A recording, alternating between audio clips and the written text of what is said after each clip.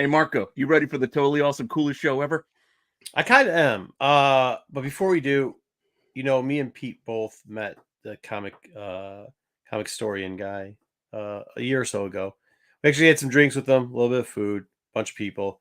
He was nice. I mean, I would say at most we were acquaintances. It's really sad to hear, man. So just remember, life is young, brother. Yeah, absolutely. Absolutely.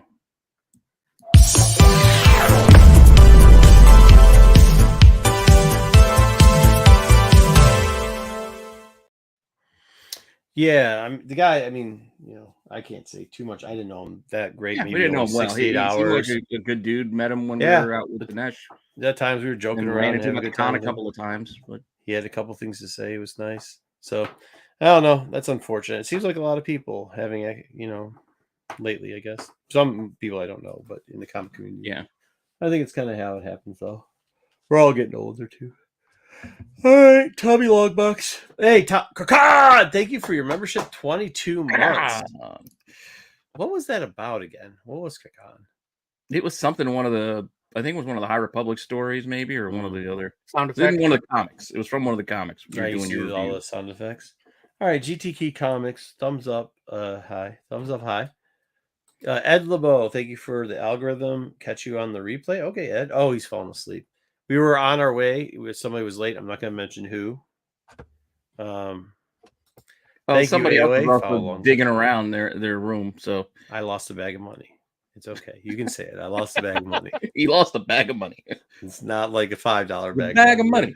It was a pretty big bag of money. I don't know where it is. Of money. But we'll talk about that later. Ed, there you go. Thank you, AOA. Dub, there you go. Thank you, AOA. Marco's got all types of stuff that he doesn't check. There you go.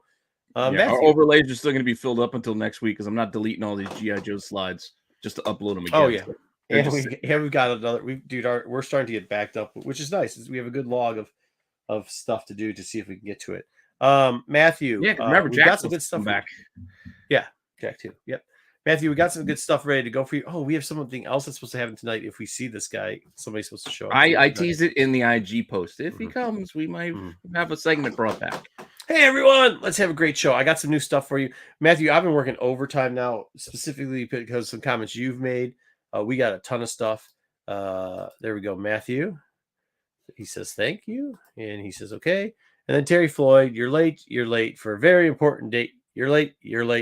And blam. What does he have for his thing? It's like a little baby with a Gatling gun. That does look, yeah. With a big bush behind him? I don't know what that is. Yeah, it does look like a hedge back there. All right. Eric Heard, good. Yep. I mean, he was, I don't know him that well, but he was the time that we got to spend together. Well, I mean, I was doing what I do best, drinking and bullshitting. So, I was having taller than I expected. He was a pretty tall dude. He was tall. Yes. He was tall. Yep. Okay. Eric, hi. What? Reviews on maybe WandaVision? I think he was talking, I think I watched him then when he was talking about he promised to eat a shoe at one point, I think. Did he? Yeah, See, I watched. This is the problem with it too, and Pete can attest to this because he's been around me enough in public. I don't know, because I don't watch the YouTubes. I don't know who people are, so I only know them by their real name typically, because most of us don't introduce ourselves by our thing. So I didn't actually know what content the guy created. However, I heard he was an awesome and very great content creator. But we were talking about other shit, not content stuff. So yeah. Another tax show, another great episode ahead. Thank you. Sareth. I forgot how to say his name because it's not how you say it anymore. I was wondering what you were guys. Are you trying to figure out how to say his name, or you're trying to remember? Sarth. It's Sarth. Sarth, right? Sarath. Thank you. Joe. Hey, gents. Hey, Joe. Joe Sticks. Oh, cool. My logo is okay. Katie, fighting again. Too hot Katie Steckoff's character, I believe. Yeah, that's right. Okay. He's following up from previous conversation. No, he was taller than me. He was a very tall guy. What is going on? I don't know why you're crying. Bri J, but Bri J's crying. I do LOL. What do you do? What Sticks do? What Sticks do? I don't know what Sticks does. What did Sticks do? I don't know. He says I do LOL. Sticks to my mind too, actually, as a matter of fact. I don't know. I know Crucifer did. All right. Speaking of that, we changed the thumbnail 13 times, and it's because we were trying not to go late tonight. I do have an auction to go to. Originally I was supposed to go to Heroes. I was going to go with our boy Brian and Matt Dub, you know my boys, Brian S and Matt. However,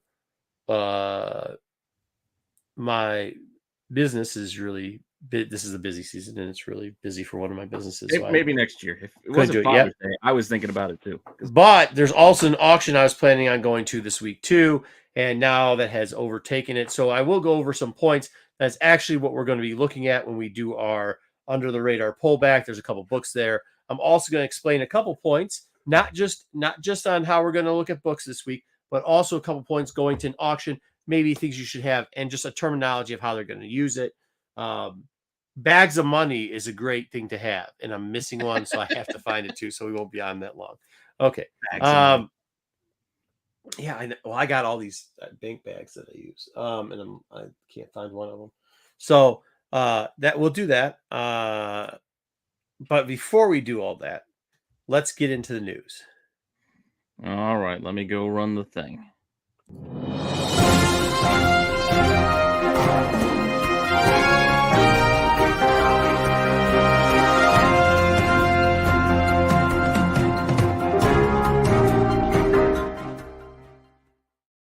Mac and cheese left.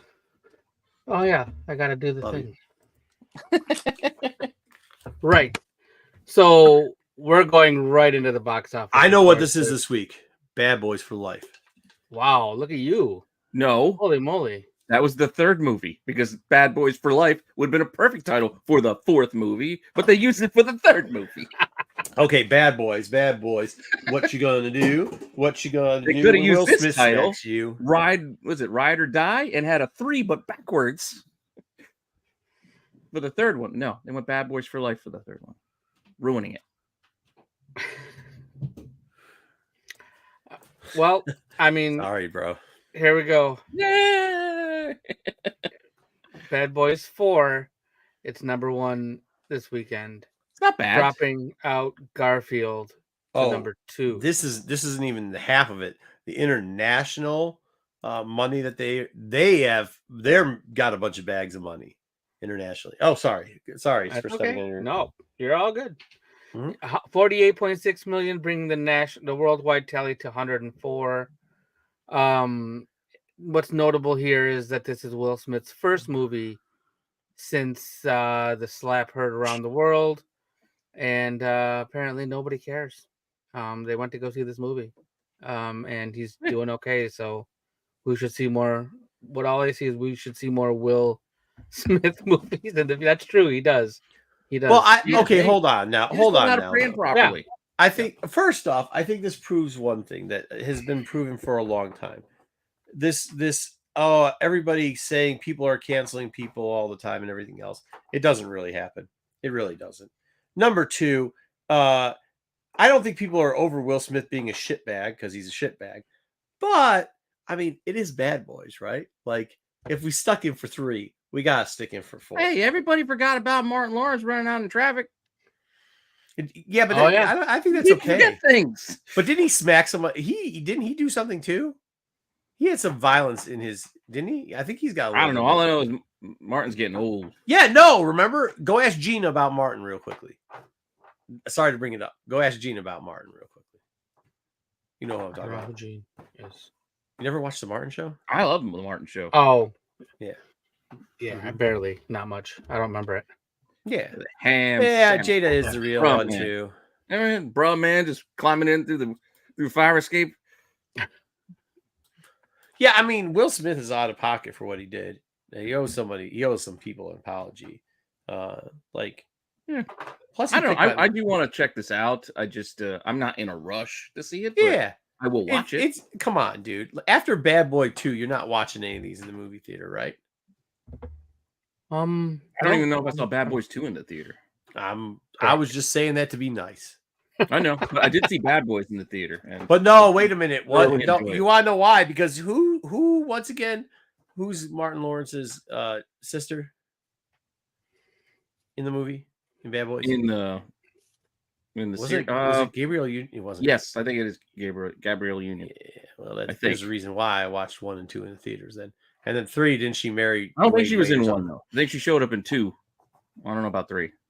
Hmm. But she was definitely in 2. She was in. That's why I watched 2 in the theaters. But then she married Dwayne Wade, so and I got married too, so no more of that nonsense. So one thing All I right. heard about this movie is that Kim Wexler is in it, and so that well. really makes me want to see this movie. I'm definitely looking forward to Why is a seeing. Canadian survivalist talking about FOMO? I don't know. Huh. Maybe he's afraid, or they're afraid that they missed out on this movie. Oh, maybe not. Oh, it's one of our logos. Yeah, it's one of our just our little nice. thingies. Dude, I'll tell you this. Hitchcock is underrated. Oh, Alfred? superhero movie? Yeah, superhero movie. No, it's Just think about movies that I like that he did. wait, is it? The one with the one where he's got the kid and he's on the streets. That one's a tough one. No, it's Hancock. Oh, Hancock. Yeah. What do I call Yeah, it? 'cause Hitch. It's separate. I actually did enjoy Hitch. Hitch Oh was no, good. I didn't enjoy Hitch. Hitch was stupid. right I here. liked We live Men in Black. right here. I We watched need to go out Bad with Boy, people. Still have food there. and then the one where he's got the kid on the. That's a tough one to watch. The one where he's I like don't know living on the street. Oh, dressed the up, one. and then he has to With, give the yeah, I dude know. money. Yeah, that's a tough one to watch. I rewatched. What was I that one think it was with the Well, I dog. used He to had have a the biggest dog and crush on her. post-apocalyptic.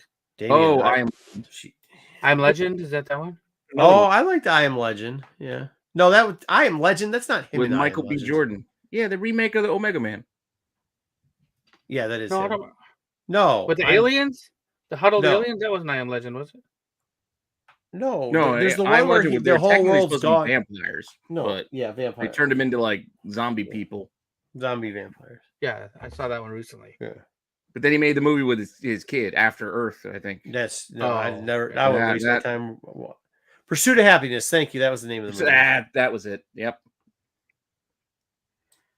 All right. Well, let's talk about some other movies. One movie that I believe we've all been looking forward to for a while has had a little snag in the action. Is Blade. We've lost another director for Blade. So Jan Demange. But Jan's the Demange? man. What the heck The shirt man? is he wearing? It's like a Blade It's his shirt. Shark Week shirt. No, that's no. The Brought I'm to you talking by about the shirt, John not the Cena. blazer.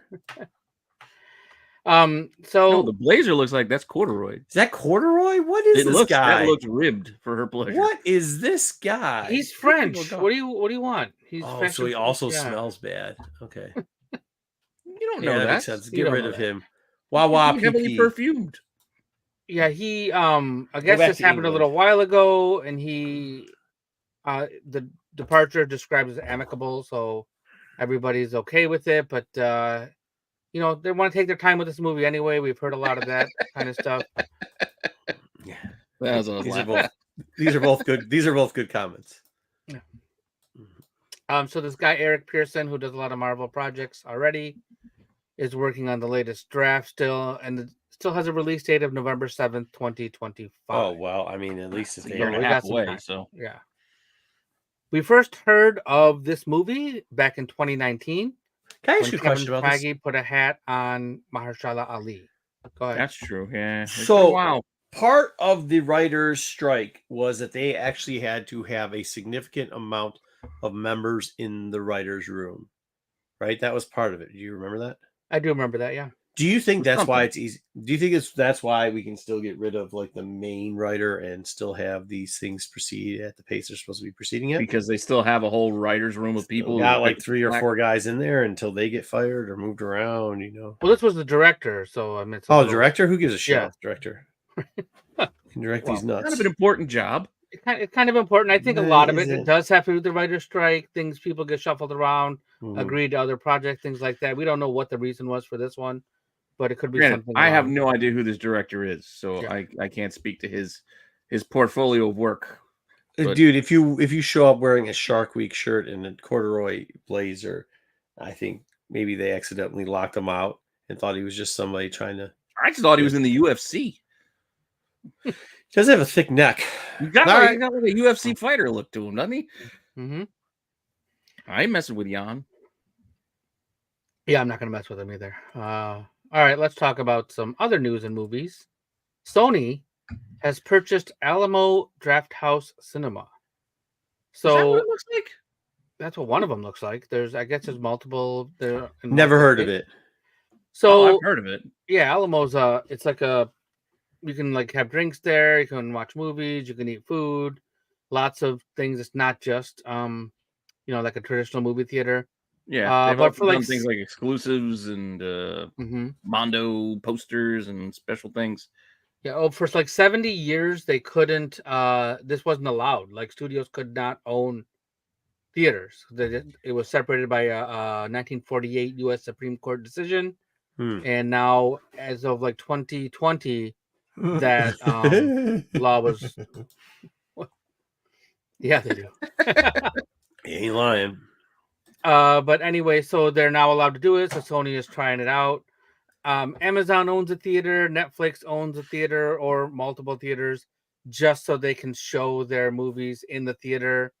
So United Artists has a movie theater. For Oscars. They don't ever take care of shit. United Artists movie theater, like the outside, you think this is uncut. I should go take pictures of United UE by us. Like it's but they're not a movie studio. Yeah, but I mean it's still people that partake in it. I'm just saying, like I don't know. I don't know.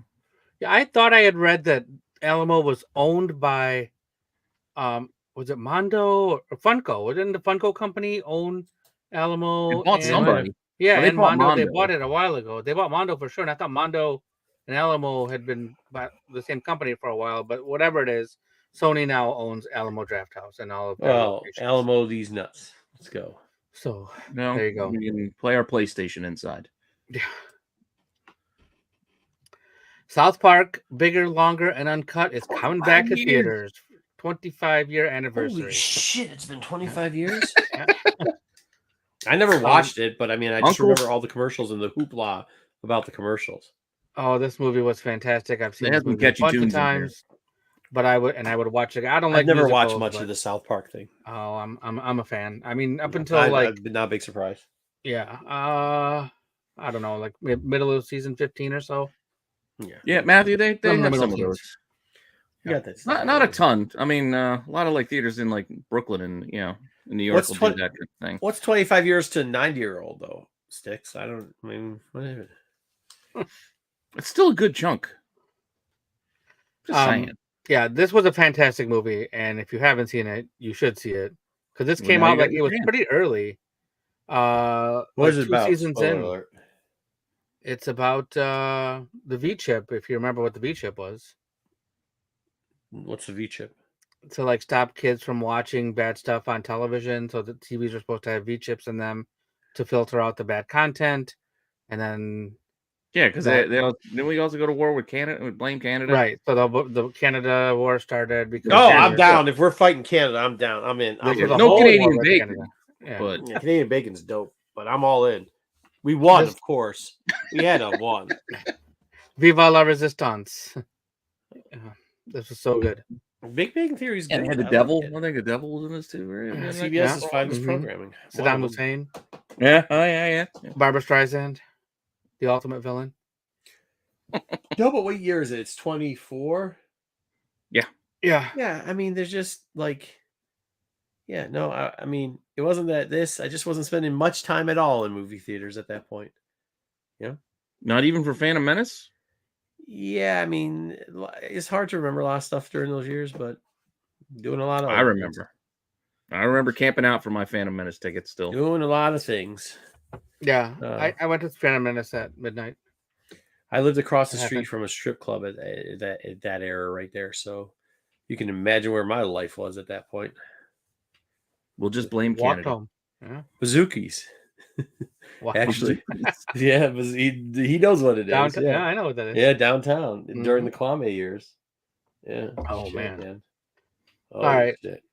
Let's talk about this. Another guy who presented us some new animation. Andy Serkis brought some footage. I put a picture up there so you would know who that was, Marco. Yeah. That's Andy Serkis, and he brought. He did the voice of Gollum, along with he played. He's the guy in. He did an awesome Panther. thriller dance in 13 Going on 30. As well. If you've never seen I I didn't that. don't see know about that. No, I didn't think I think I missed that one too. Must have been. I the missed same that for wrestler. sure, but I did. He was in Black Panther, right? He was in. Yeah, he's Yeah, Claw. Yeah, he was Claw. Yeah. That's what I said. Anyway, so he gave us footage of the new Lord of the Rings animated That's movie. this was. I thought Is this it was anime? 3000. Nope. I thought that Lord was of the the Rings. Persians again. Okay. It's No, called no. The War of Rohirrim. I don't The know. Rohirrim. Rohirrim. Rohirrim. Rohirrim. Rohirrim. The horse lords, the horse dudes. In the second movie. So this is coming to theaters in December. He was And also in he's Andor. also Yep. coming back for a new live Oh, action he was great in film. Andor. He That's was true. in Andor. Yep, That was isn't awesome. true. I didn't Can't spend much time swim! with him. Yeah, it's Oh, that was awesome. That was a great episode. That was so good. Both the 2 episodes that were Yeah. back to back that he was in that were really good. Okay. Can I say one thing real quickly about this comment? Yeah. I will just tell you, if you're ever living adjacent to or above a strip club, your life isn't in the right spot. But you're probably not a simp. It's not going well for you. Like, you shouldn't be living there ever. I'm just gonna say that, ever, especially Bazookies, because Bazookies is Bazookies. So. Well, All right. it's better than some other ones that you could have been living across from. I technically lived above Nikki's. Yeah, So, that's you got a good pizza all the time then. Yeah. All right, go ahead. So Keep I'm not moving. looking forward to this. I don't think I care. Are you looking forward What'd you to say? the live action remake of Moana? This Which is one's Moana again? Catherine Lagaya. Is that the one with The Uh, Rock in it? It Yeah, is the one with the what do Rock. you mean? It I is the- like that one. I actually like that movie. It was good. So the Rock will also be starring in the live action version, playing the same character, Yes, he and should. this will be the young lady that will be his co-star. I will tell you this: they done messed up, because the toy that they had with this was like this plastic, it's supposed to be made out of bone like thing that that the Rock uses. Man, that thing, kids got that in their hand. They just start swinging that thing all over the place, impaling people with it. And I mean, it was hefty, dude. It was not. They should have made mine's that out in the fun. yard. Huh? It's out in the yard. It's surviving. Like, I'm Yeah. not picking it up. I keep telling my son, go get your hook. It's out in the bushes out there. That hook It's thing, out it's there, gonna surviving. Hey, when we all die, the earth blows up, those hooks are still gonna be around. Those things are menaces. They didn't just make it like like some of these things they make plastic, like a lightsaber. It's easy to, you can break them or whatever. You know what I mean? That thing, that hook is just like, nah, bro. It's solid. I mean, when the zombie apocalypse comes, I'm gonna have a couple of them hooks that I could just you could just slam people with. Yeah, dude. Slam the zombies. Who made that toy? I did. Remember who made it? I guess. I don't know. Even man. The little one, like, It's I a remember getting my son, menace, like a figure that was like this big, and it came with a hook that was like this big. That little hook was solid.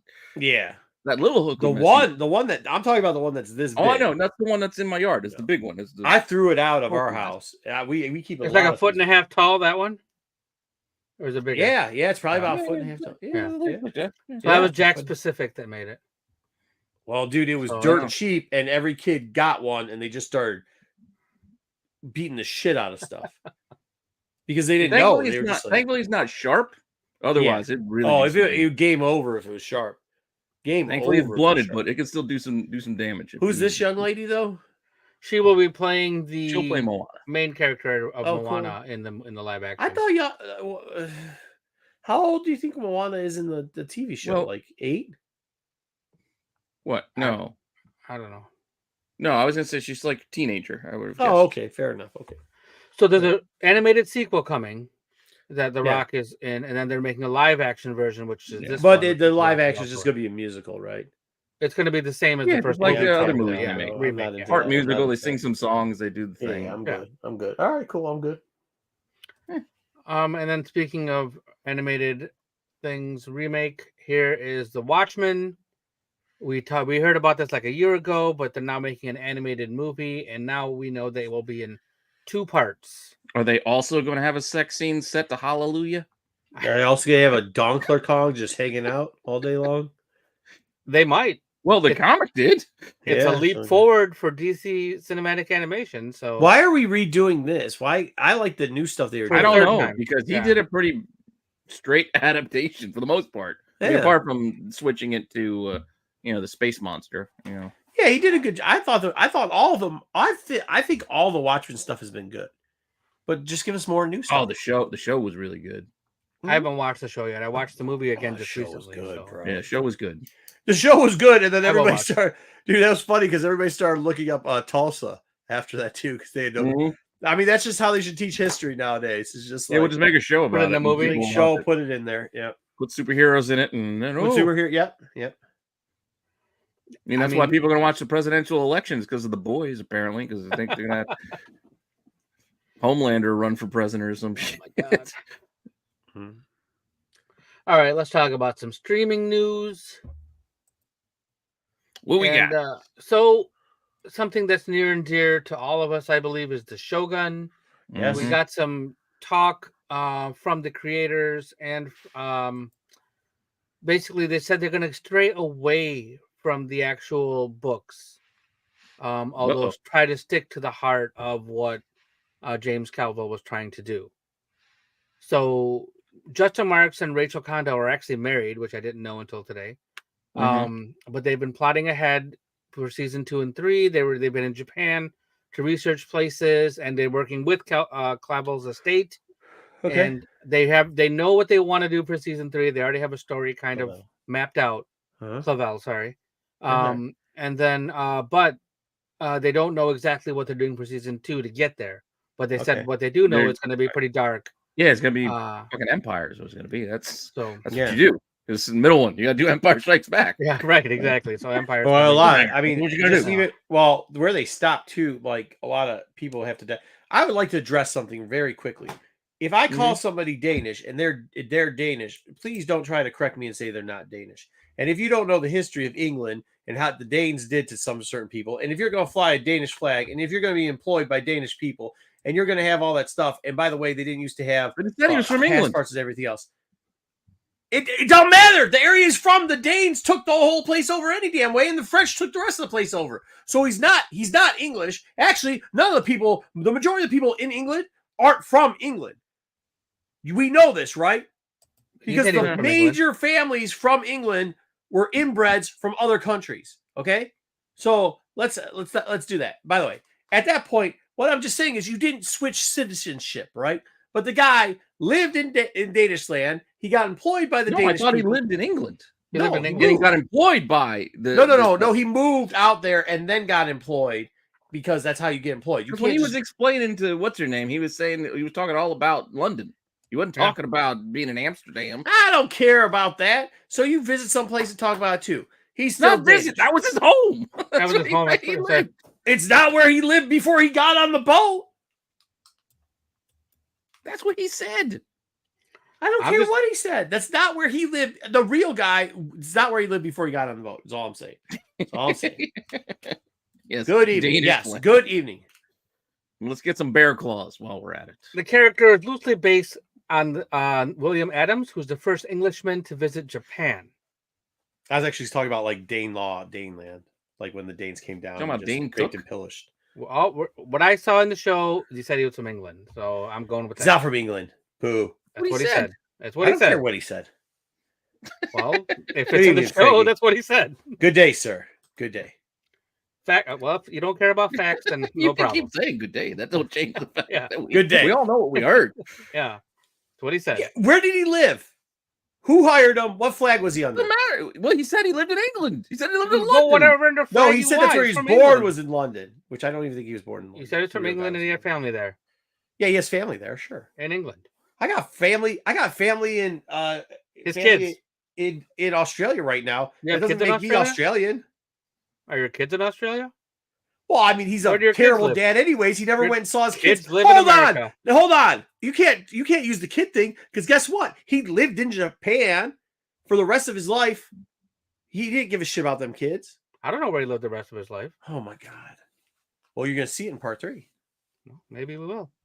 We'll get there when we get there. We can revisit that when we get there. He's still gonna look like Tom Hardy to me. All right, let's talk about Joey Chestnut. Sack. Boo you, America! Damn it, America! Joey Chestnut has been kicked out of the July 4th hot dog He's eating a bum due to a sponsor conflict.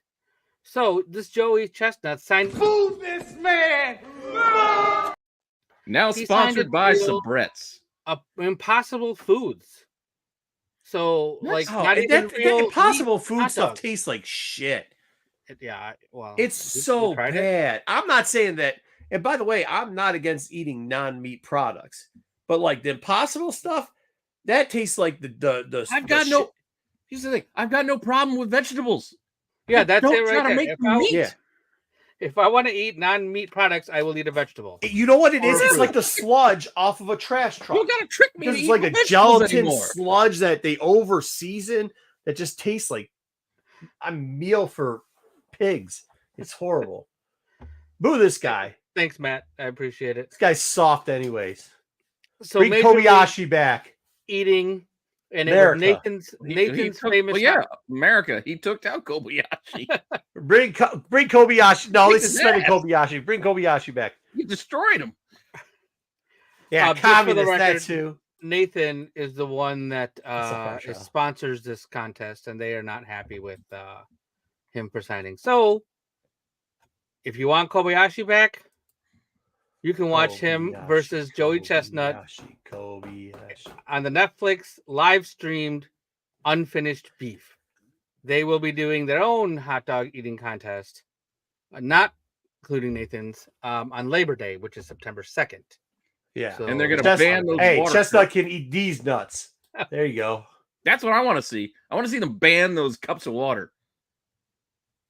Did you Yeah, know that that's he would disgusting. go backstage after it was done and just start vomiting? Once He he said gets the belt, I mean, This is what also I don't believe with this, Well, what this do you think Chestnut. they do I with think all he's a that food? scam altogether because this guy was giving the interview It's saying not just him. What do you think you do with 60 hot dogs? No, shoved in no, your no. belly? no, but he was saying that he was inhaling the hot dogs whole and then puking them up whole. No way. No shot. Why not? No way. That's not how that works. I watch a lot of food related content. It's not going to break down This that is not fast. something I ever care to watch. Yeah, the Yeah. stomach acid is not going to break them shits down that fast if he's kicking them up like within the Yeah. hour. Oof. No, it doesn't matter. They're not stable enough to. They're not even stable enough to get into the track to go around to like they break apart anyways because they're hot dogs. I don't The know. last That, time that these skin two will keep them competed together for a bit. was in All right, 2009. Pete, you do it. Start shoving dogs down your throat. I'm not. Oh. I'm not shoving a whole See hot what dog down my happens. throat. Let's see what happens. Start You're gonna have to buy me a few wieners drinks down- first. wieners down your throat. See how they come back up. Kobayashi is coming out of retirement for this match. Yeah, For let's this go live Kobayashi. The last time they faced each other was 2009 when Joey Chestnut beat Kobayashi in a 5 hot dog sudden death eat off. Nah, So- erase it from the record books. Kobayashi, damn the man, save the empire. Save the moving on to other Netflix news. I hope he chokes on the Grizzy. Cobra Kai Not has me. wrapped No. up its 6th and final season. I still gotta watch like a bunch of these. You No, have you to don't. watch like I season started 1. it. It's not, This doesn't look good. This It's screenshot not. looks fucking but it's not horrible. bad either. It looks bad. It looks like It's not not. something I'd It's watch. got a weird, like you kind of just you can't put it down. So they Once you announced the end of filming earlier this week. Part 1 of the 15 episode final season 15. arrives on July 18th. Part 2 November 28th, and the last 5 episodes will come in 2025 with an epic finale event. What's the name of the D-bag in the middle? Ralph Daniel Macchio? LaRusso. Doesn't he Oh, just yeah. have a face you Daniel love to LaRusso's kick? gonna fight. Daniel LaRusso. LaRusso's gonna fight. Yeah, he looks just like somebody you want to kick. What do you want, Ralph? Or do you want his real Ralph Macchio? What are you looking for? Whoever that guy was. I'll tell you this with Karate The Kid. actor is Ralph Macchio. There's never been a guy when I watched a movie, even as a youth, where I'm like, oh man, the good guy really sucks. I hope he gets his ass kicked. That was the only one where I was kind of cheering for the bad guys, going like, I like Mr. Miyagi, but like Mr. Miyagi should have just karate chopped that dude right in the fucking You know eardrum. he's older than Miyagi was now. Who is? Ralph Macchio Huh. now is older than Pat Morita was when they did the original Karate Kid. Yeah, well, I wish Makio's Mr. like I think Miyagi in would his have later 50s. said I think wax Morita this was dude like in his off, early 50s. waxed him Despite off right in the looking head. all old with the white hair, I think he was only in his early 50s. Only a few years away from where I'm at. Oh, I hate Johnny too, but I thought the kid was a dude. I thought there was a lot of douchebags. The only person who wasn't a douchebag in that movie was Miyagi. And he should just start whooping ass. He should have just whooped everybody's ass. You ever That see would have been a that, good movie. You ever see that How I Met Your Mother where Barney explains how Johnny Lawrence was the hero of Karate Kid? If only because No, but I would have watched that. And it was Who awesome. was? Like, it's the Who whole was the thing. When you hero? think about it from a certain point of view, you're like, hey, this outsider kid comes into town, steals this dude's girlfriend, and like does all these things. It's like, wait a second. Yeah, did he start the fight at the dance too? Because he was in the shower and he like poured water on her? Yes, exactly. I told you he's a douchebag. Miyagi should have kicked his ass, kicked all these people's asses. Yeah, and then he shut down the one guy was just trying to have a karate gym. He shut that shit down. Oh man, horrible. What a jerk. All right, talking You about remember what seems to be the problem, Mr. Lawrence? from Jersey. Speaking of Who's from Jersey? He was from Jersey. Who? Miyagi? LaRusso. No, Who? Daniel LaRusso. They drove across from. Oh yeah, no wonder he's a shit. I got Uncle Louie from Parsippany. Yeah, my cousin Vinny should have let him rot too in that hillbilly jail. Netflix is releasing a director's cut of Zack Snyder's Rebel Moon Chapter 1 and 2. We talked about this. We knew. Yeah, because they're renaming them too. Yeah, they are renaming them, and it's probably, I'm guessing, to get the actual vision of what Zack Snyder wanted for these But movies. didn't he have that in the first place? I'm not watching. I'm not. I did it the first time. It was a fucking chore. This is dog shit garbage. But there's an hour of extra footage. I blame all you I'm not fucking gonna people. lie. All I you didn't hate people. these. I didn't hate them. They weren't great. You're blaming all of us, didn't but hate who 'em. watched this? No, I'm blaming all you people that kept going, the Snyder cut's the better. I can't wait. Remember when Snyder came out with the Snyder cut and everybody's like, oh, great, that's the way it's supposed to be seen. It was such a different experience. It's so great. There No, were better. wasn't. There were parts that I liked. Bullshit. In the Snyder And cut. this is what you get now. Now this is what you've done to us. This is what you've done to us. Well, This is that's you've what I'm done to us. saying. If you add an extra hour, I liked 15 minutes of what you added, but the other 45 minutes were still dog Yeah, shit. just- And then a lot of the regular movie, regardless of it being new or not, also wasn't good. But I did like 15 minutes of the new stuff. The last the Zack problem. Snyder movie I watched was Watchmen. Does he dip him in water sticks so he can get That him was down a good easier? movie. I mean, like, Get him down his gullet. you know, he That was loves good. the Grizzy. Glizzy's all day for him. But yeah, so for any of you Zack Snyder fans or Rebel Moon fans, they have new names, enhanced editions, hour of extra footage. There's no August such thing. 2nd, you can watch them on Netflix. Yeah, stop lying. It's coming on Netflix, I'm telling you. No, you said that there's fans of Zack Snyder. There isn't. There are.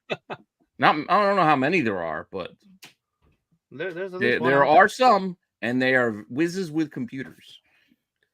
Yeah. They all right. have 75 Twitter accounts. Yeah. Yeah. All right.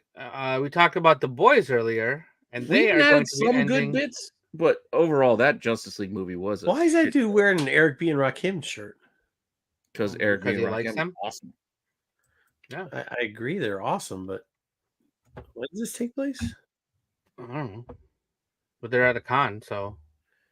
There are no conspiracies. What does that mean? You know, like 1 out of every 5 of the songs I picked to my little IG videos is Eric B. and Rakim. Yeah. Let's keep rotating them in. They go to a Flat Earth convention? Is that what they're doing? I've never watched the show. I can't tell you. Oh. I don't think so, because that wouldn't make sense. The internet is dead. That's what it says in the background. So Was the it show. Elon Musk who asked why there are no flat Marsers? Yeah, or Yeah, you if know, the Earth is satellite- flat, then you would think, or oh, what are the satellites orbit that we put up in there for cell phone service and like we don't ever they just ask go that? around. Yeah. They Well, don't they, go well, around they the- can't go around. They can't just go around. They That's can't go around anything. They can't orbit anything. They don't Well, they're not orbit. orbiting. They're just circling. Just going in a circle like So, this. but that wouldn't work because they would just crash into each other all the time. No, but they're all going together. Not if they're all going They're the in a same line. way. Yeah, they're going the same direction. So then they'd just be going in one line because Right. they'd have to go back and They're just forth. lining up. That's all. Like No, a but they- merry-go-round. Yeah, exactly. A The merry-go-round horses never what hit each though? other. If it's a straight line here, right on the top, right, because there's no bottom, so it's a straight line. Yeah. They would literally when are they going around? No, they're not going back and forth. They're still going They around. have to go back and forth. It's like a record. It's like a disc. That's No, floating. it can't because that's an orbitation, so they can't do that. But I think they believe it's flat, like a record. They think Yeah, they still it's think it's flat. round. It's just like a record flat. I don't know. A flat circle Believe. with the Just like people don't firmament. believe dinosaurs existed. Fucking people are They believe dragons fucking existed, though. people are so stupid. I actually for the longest time didn't believe that. I thought it was just like a thing, like how everybody says Tupac's alive and then you just drink and smoke a lot. Tupac's alive on an island. You do theories like that because it's fun. And then I ran into somebody that lives in the town, and sure as shit, they like really believe this. And then I asked them if they've ever been on a plane before, and they said sure. I said, have they ever flown anywhere more than an hour? And they said no. And then they retracted that they'd never been on a plane before. At that point, I said, cool. And then I What? walked away. So they lied about being on a plane in the first Yeah, they place? lied about a lot of things. They realized it Okay. didn't fit their narrative, Yeah, so they had to retract. they had to start retracting. But anyway, so season Is that the 4 one, about to Frankie? Is come that the one that fights to get your foreskin put back on? out. Oh my god! I mean, fucking America. Bring back the turtlenecks. America. Wow. Season 4 starts in a few days, I believe, and then season 5 will be the final one. So, for you boys fans, I'm gonna ask this. Anybody else lost interest? I enjoyed like the early seasons, but I just don't care anymore. Flat ring society. They lost me. I'm just I don't know. It's not a novel idea anymore. I think Joe's gonna watch it because of Kripke. But I didn't that's like all the fine. changes either. I don't like that the kid's alive, and then you get this whole Homelander wanting to be his daddy. Which one's I just don't Homelander? care. I never followed any of this. He wears a cape. blonde guy, the bad guy. None of these Got three it. guys. No, None of these no, three these guys. are the boys. Yeah. These are technically just humans. They don't have powers, though they can juice up to fight. You mean Interesting. use steroids? Basically, Okay. Fair well, enough. just like super soldier serum. Hey, BK, good to see you. Well, now that you're here, it is truly trash I time. mean, Captain America, he's just a roided up guy. Yeah, for sure. All right, so the It's Wonder not done Man yet, BK. series, But Huh? yeah, I am upset that they ruined it. Wonder Man is going to be 10 episodes long, reportedly. And in other news, the Wonder Man series is still happening. Oh, You know what I wonder? Who actually wanted this? I don't know. Yahya Abdul Who cares? wanted. I like this dude. His talents are wasted on this character. whoever's getting paid a bag, I guess, like wants it. Yeah. What else was this guy in? What was He was Yaya? Black Manta. He's been in. Yeah, there was a list. of Bad things. guy in Aquaman. He was Black Yeah, Manta. for sure. He's good then. But yeah, this is still happening. And on the other side of the coin, Wasn't he also in the Watchmen TV series? He was the yes, he was in new Watchmen. version Yeah, of I read Miss that. Dr. Manhattan. Like, Okay. Tim Meadows has joined the cast of Peacemaker season 2. That makes sense. I like Tim Meadows. Yeah. The ladies' There, man. he fits The ladies' perfectly in man. there. I still, you guys, my wife. I'll hear certain phrases and I'll just end it with "in the butt." Okay. So good. So Thanks to good. the ladies, man. Ladies' man. In the butt. He has joined. He's in the Argus agent Langston Fleury. Meadows Never heard has of him. joined the cast as Yeah, I don't well know that as character. Saul Rodriguez has joined the cast. David Denham, and then also Frank Grillo that we talked about previously. So the cast is. Oh yeah, I think we got an alert this week about the Sasha Bordeaux thing. Right. Yeah, probably. Yeah. Wow. I don't That's get it. alerts anymore. Who cares? Yeah, it's Who like cares? Detective 751 or something like that. I was gonna do dollar bin digging this week, but I just didn't have time. I wonder who, because I got to drive early in the morning to that auction. I wonder who's going to want phone calls at 7 in the a.m. tomorrow. Maybe Eric Hurd. I haven't talked to him in a while. Yeah, sounds good. Nice. All right, next up. Toys. Got a few toys to talk about. First and foremost, Walmart Collector Con has dates now. The dates will be July 25th and 26th. Walmart. So they Collector put Con, out that sounds and smells depressing. They do this every year. They have They just online release like all their exclusives and such. This year happens to coincide. It's going to be the same week as San Diego Comic-Con because excuse me. that's the 25th to the 28th. So if you I already know of one Star Wars exclusive that you'll be talking about on Sunday probably. Yeah, I think that there's one. a G.I. Joe. Yeah. Ladies man. Tim Meadows was in Mean Girls. Yeah. He was the principal. Never Frankie. saw it. Really? So, Mean Girls? No. Lindsay Lohan, mean Girls is a good movie. Yeah, the Lindsay original one. Lohan freaks me out. It was one of her best roles. Just saying. Wasn't that just girls in high school being mean to each other? Wasn't that the whole point of it? Kind of, a little bit, but it's written by Tina Fey. It was good. I'm just saying. Oh, I like It Tina actually Fey. was good. I I thought it was a good movie. Yeah, first one. Yeah, I don't know. Never saw it. Speaking of San Diego Comic-Con, so we haven't talked much about these Street Fighter figures, but I'm just Ken. Is this $15? If it's $15, I might buy it. this is a San Diego Comic-Con exclusive, Ultra Violent Ken. This is it's like a very 40 Oh, bucks. he's ultra violent. Was that how this he is did? Ultra Violent Ken is a separate Violent Ken is separate from regular Ken. I haven't been in a tell by Walmart face. in like 3 years. I think I've only been in 3 times, but it's been a couple of years. Does it say? I was gonna say this is $40 easy with all those. Probably pieces, because it's a con. You can only get it at the con and then at the Jada Toys if not website. 50. Because the regular ones I think are 20. You can get those. There are a lot of them are at Target and other places. They've been doing a pretty good job of putting out the characters. And then now they're getting to some exclusives. This is one of the exclusives that they did, and then the other one will be. Wasn't Johnny Lawrence wearing that gi just a few slides ago? Oh yeah, right. I think he was wearing the red. Facing And there's a- Chosen. Player 2 Chun-Li. This would also be exclusive to the I couldn't get a picture of the packaging or anything. I don't know all the things. who's You that's couldn't coming get a better picture of this pose. What is this? Why she, Yeah, she's she's sticking her ass out like that for? that's what she does. I don't remember her looking like that when she did the.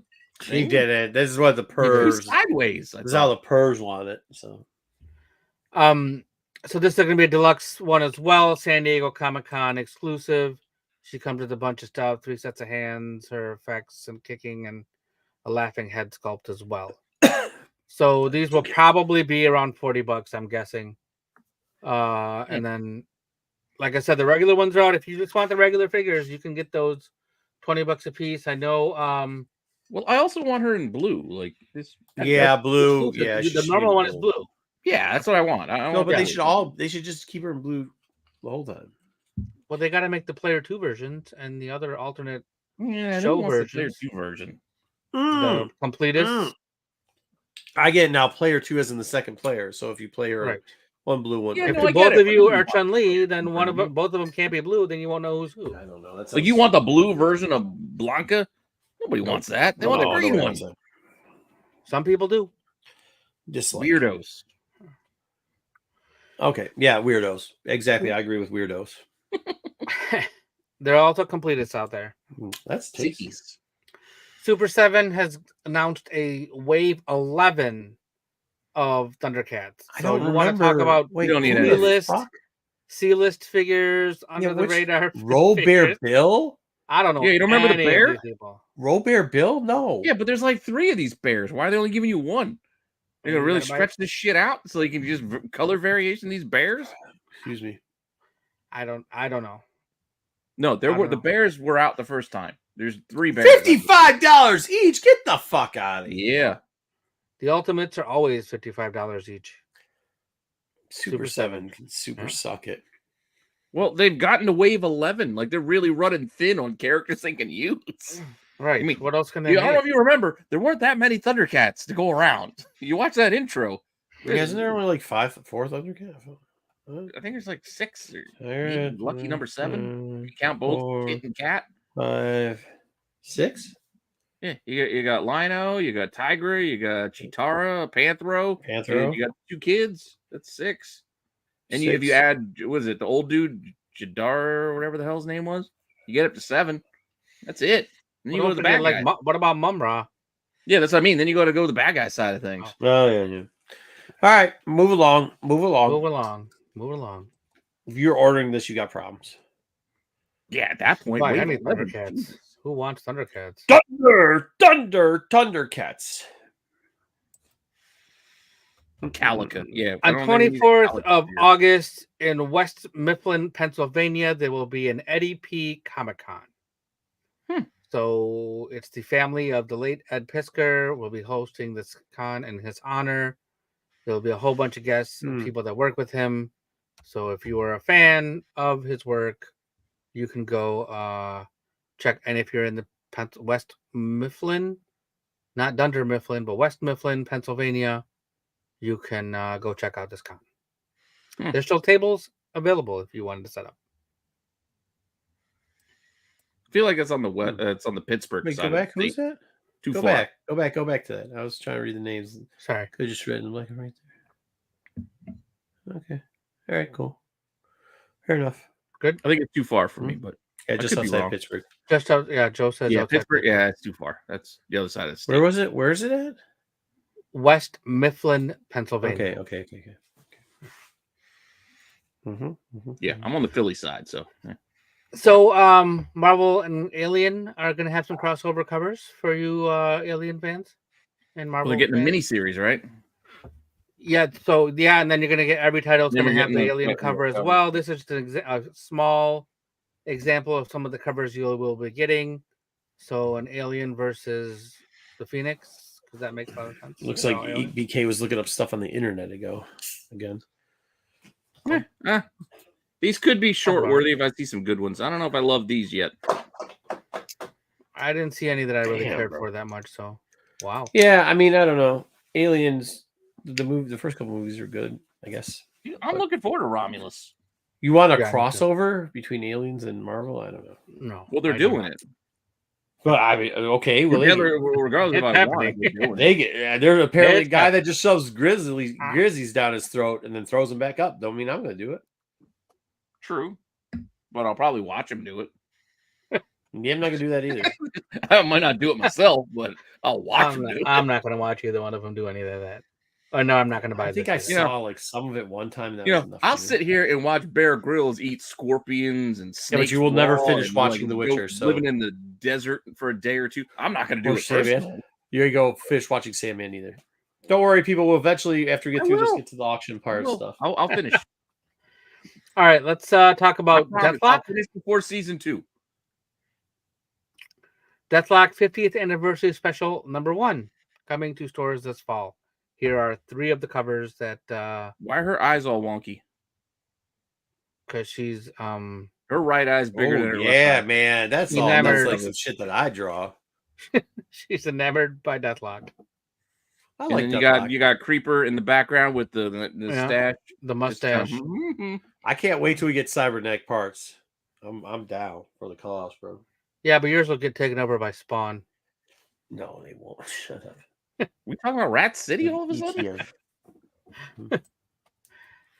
Here's some second printings that have been announced. Ooh, that would be a hell of a crossover for Frankie. What's that? Aliens vs. Elf. I'll read the shit out of that. Nice. Aliens invade Melmac. No, there's no way we need a Helverine #2 site. Stupidest shit I've ever get out. Not only you get a Hellblade 1 second print, you get a 1 in 25. Not me, I don't. Incentive cover. It's still sitting here. It's still here. I don't get no. So that's just a virgin version of this because wow. Well, so you stupid. Can't get enough. And you get Miles getting infected by that Blood Hunt cover is kind of badass. Yeah, I kind of like the Blood Hunt. Is that Lionel Yu? Is that a brand new cover? It looks new. Yeah. Okay. I could be wrong. The Hellverine's I agree with you, I don't Damien. think either Damien Hellverine Foot is or good. Damien Feather, whatever you're going by now, Bri J.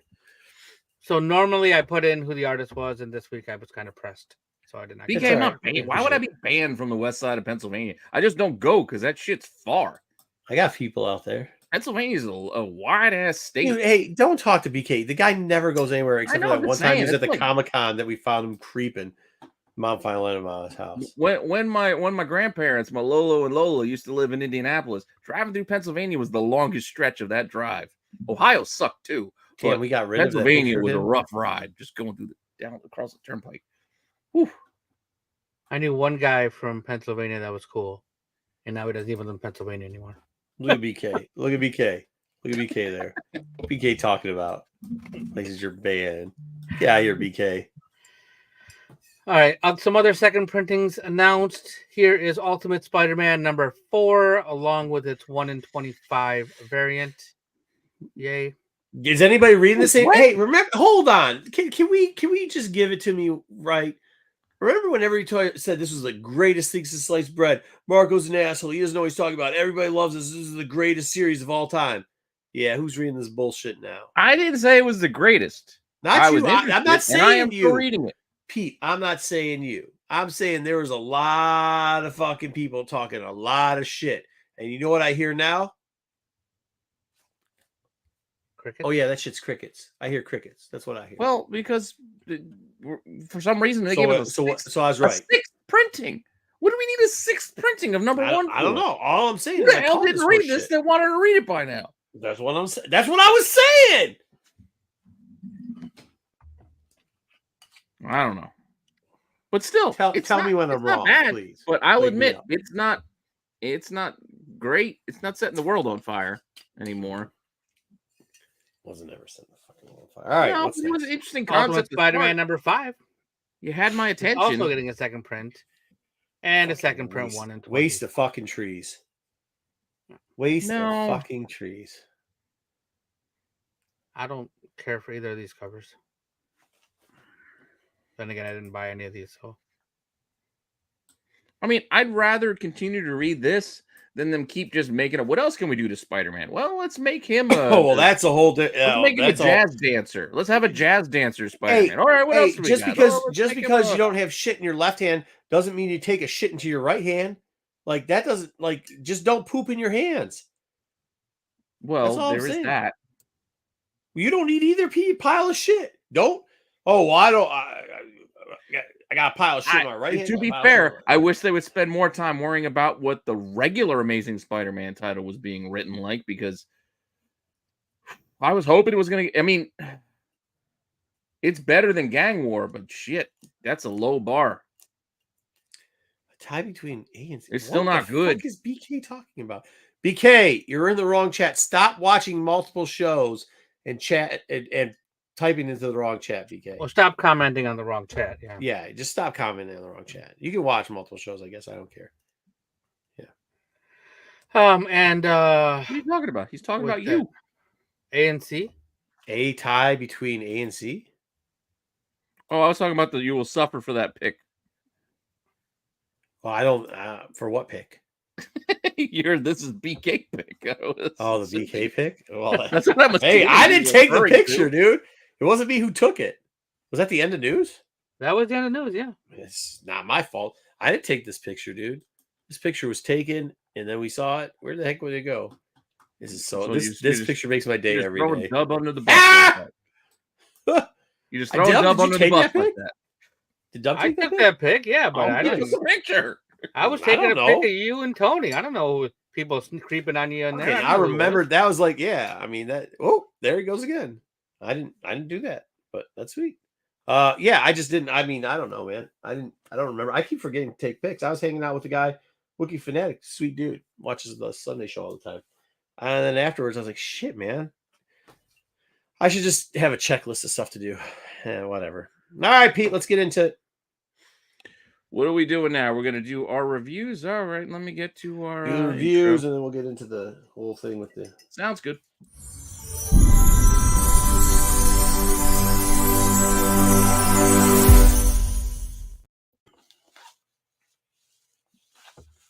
Oh, did I not share my screen yet? Look at that. It's one of those days, Pete. I did the same thing. Yeah, I was like, oh, I thought I shared it. So it's right here. It's on my screen, I but can see I it. didn't share it. All right, we got a lot. We got a lot for you this week. I did not put up 3 polls because there was already a bunch of books that I figured we could cover. Starting off with, I didn't ask you what DC book to read this week because, to be fair, there wasn't a lot to read. So I threw this one up there because at least it's a new number 1, Gotham by Gaslight. But we shifted to the Kryptonian Age. Oh no! Did you though? Yeah, did you guys get to this one? No. All right, Dude, I barely got news done. It wasn't bad. It was mostly a Catwoman story. I will say that. Oh. It focused a lot on Catwoman in this age. It was kind of cool. You're getting that, Victorian era kind of vibe. You just kind of wedge in the Superman bit. Like, I'm sure it's gonna, because this is not a one shot. This is a miniseries. So I'm sure we're gonna get to the Kryptonian Age part of it at some point, but we didn't get there yet. We just saw Ma and Pa Kent in their goddamn wagon wheel coming across their little treasure, but it was all right. So this alternative it's stuff not a great is okay. book, but it was an interesting start. I'm curious enough to read issue 2.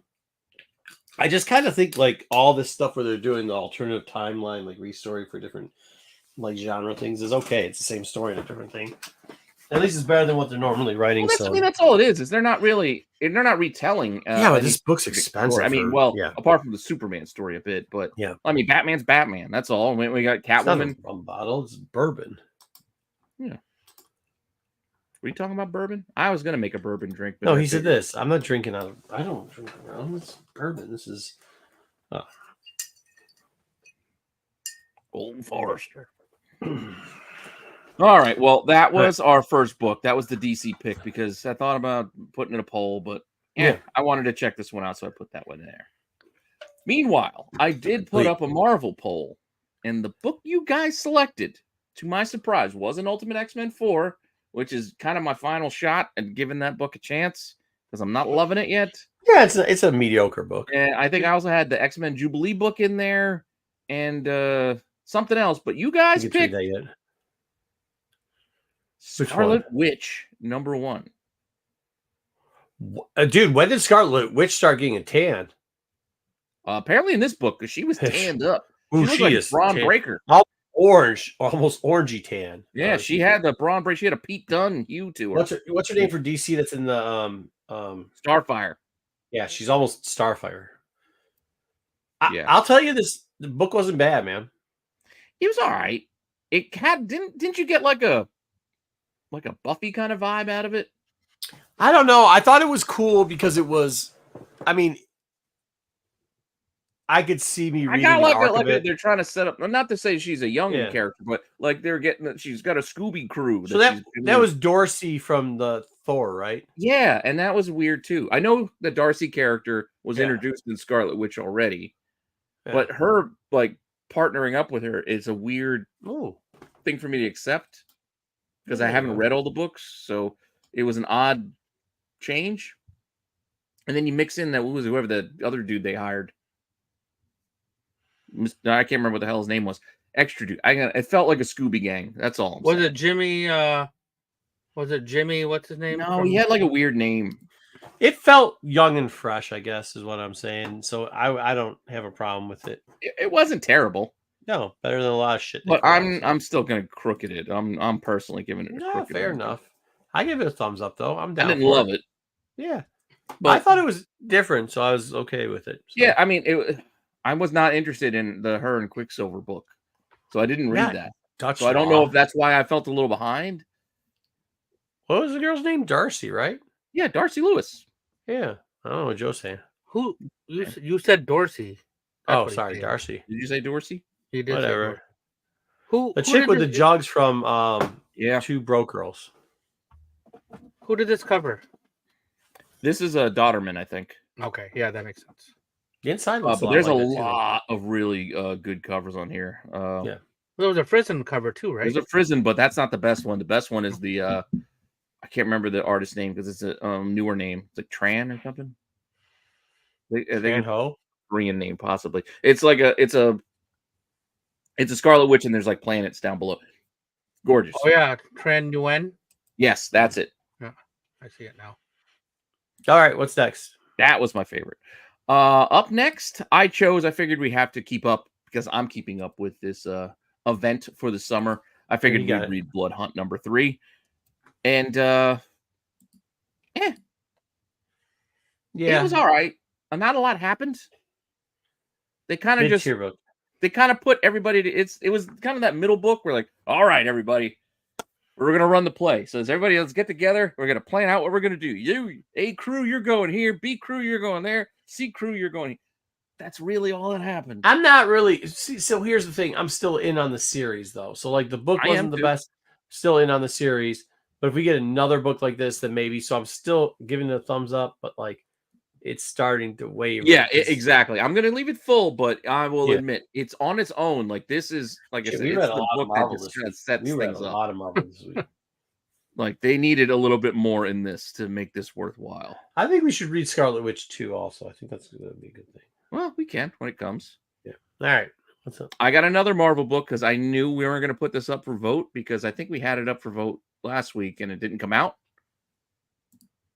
That was Apocalypse or Heir of Apocalypse. Yeah, I had the thing, and we figured out who this was. Even though somebody was telling me that they weren't going to use the character that is the Heir of Apocalypse, and Pete kind of hinted towards it was going to. Yeah, and I said, "What happened to that person?" And well, they showed up. Sure as shit, it was him. So, we'll still see how this storyline plays out. I think it's gonna. I don't think that's the route they're gonna go. I don't like the contest of championship bullshit. Like, I don't either. Well, it's not that I don't like it. I'm not 100% on all of the choices that they put in here. I'm like, seriously, why do we got Doug Ramsey in here? I always just think like I'm typically not like for them. Why is Doug Ramsey in this crew? I'm typically not for them redoing stuff, but I do wish they would just redo an Age Even of Mirage. Apocalypse. Like some of these, I'm like, why did they pick this group? Well, what's her name? She's not. What about Penance? Now isn't what's his name anymore? Now it's At least Penance has Sinclair. some like I could see she's kind of like she's. I know, but she's not good even the luck. real. Like the real Penance was a good story. Why the guy was the real Bobby, whatever was the real Penance and everything else. And anyways, my point being. Oh wait, you're going to the cannonballs, Yeah, or not yeah. cannonball, speedball. Yeah. But my point is, I just wish if they're going to do something with Apocalypse, they just do it in a different era and it's Age of Apocalypse style. I don't even care. They just use new people in it. You know what I mean? Yeah, I don't know what you're gonna give this one. I'm giving it a crooked one. Me too. Because it's almost a crooked down, but I agree. Because you know what it is? This is nothing. Like they try to make it seem like it's a big deal. Heir of Apocalypse, but it's not like Apocalypse is dead. He's going to be replaced. He's basically saying, I'm going to be on Araco and we're just going to have somebody like he's still going to be around. So it's like he's not really being replaced. Yeah. It's I mean, like I guess I'm hiring just going to an see. intern I'm just to watch the summer, the summer house sit for him. I guess I just want to see who the new horsemen are going to be. I bet you there's going to be two sides of horsemen. You know what I mean? So yeah, that could be fun. Mm-hmm. I'll admit, I always like seeing that kind of stuff. Oh, horseman. Yeah. Oh. Yeah, I'll admit, I'm kind of fun. It was kind of cool. That part of this book actually was probably my favorite when he brought his two former horsemen, and was like talking to them specifically. Yeah, the one was like, fuck you, pretty much. Yeah, like that bit of this story was probably my favorite cool. of the story. Yeah. Because it didn't seem like cheesy setup for like AVP. Let's just put them in a goddamn maze of a challenge. But don't you think they put in all those people like you were talking about, like as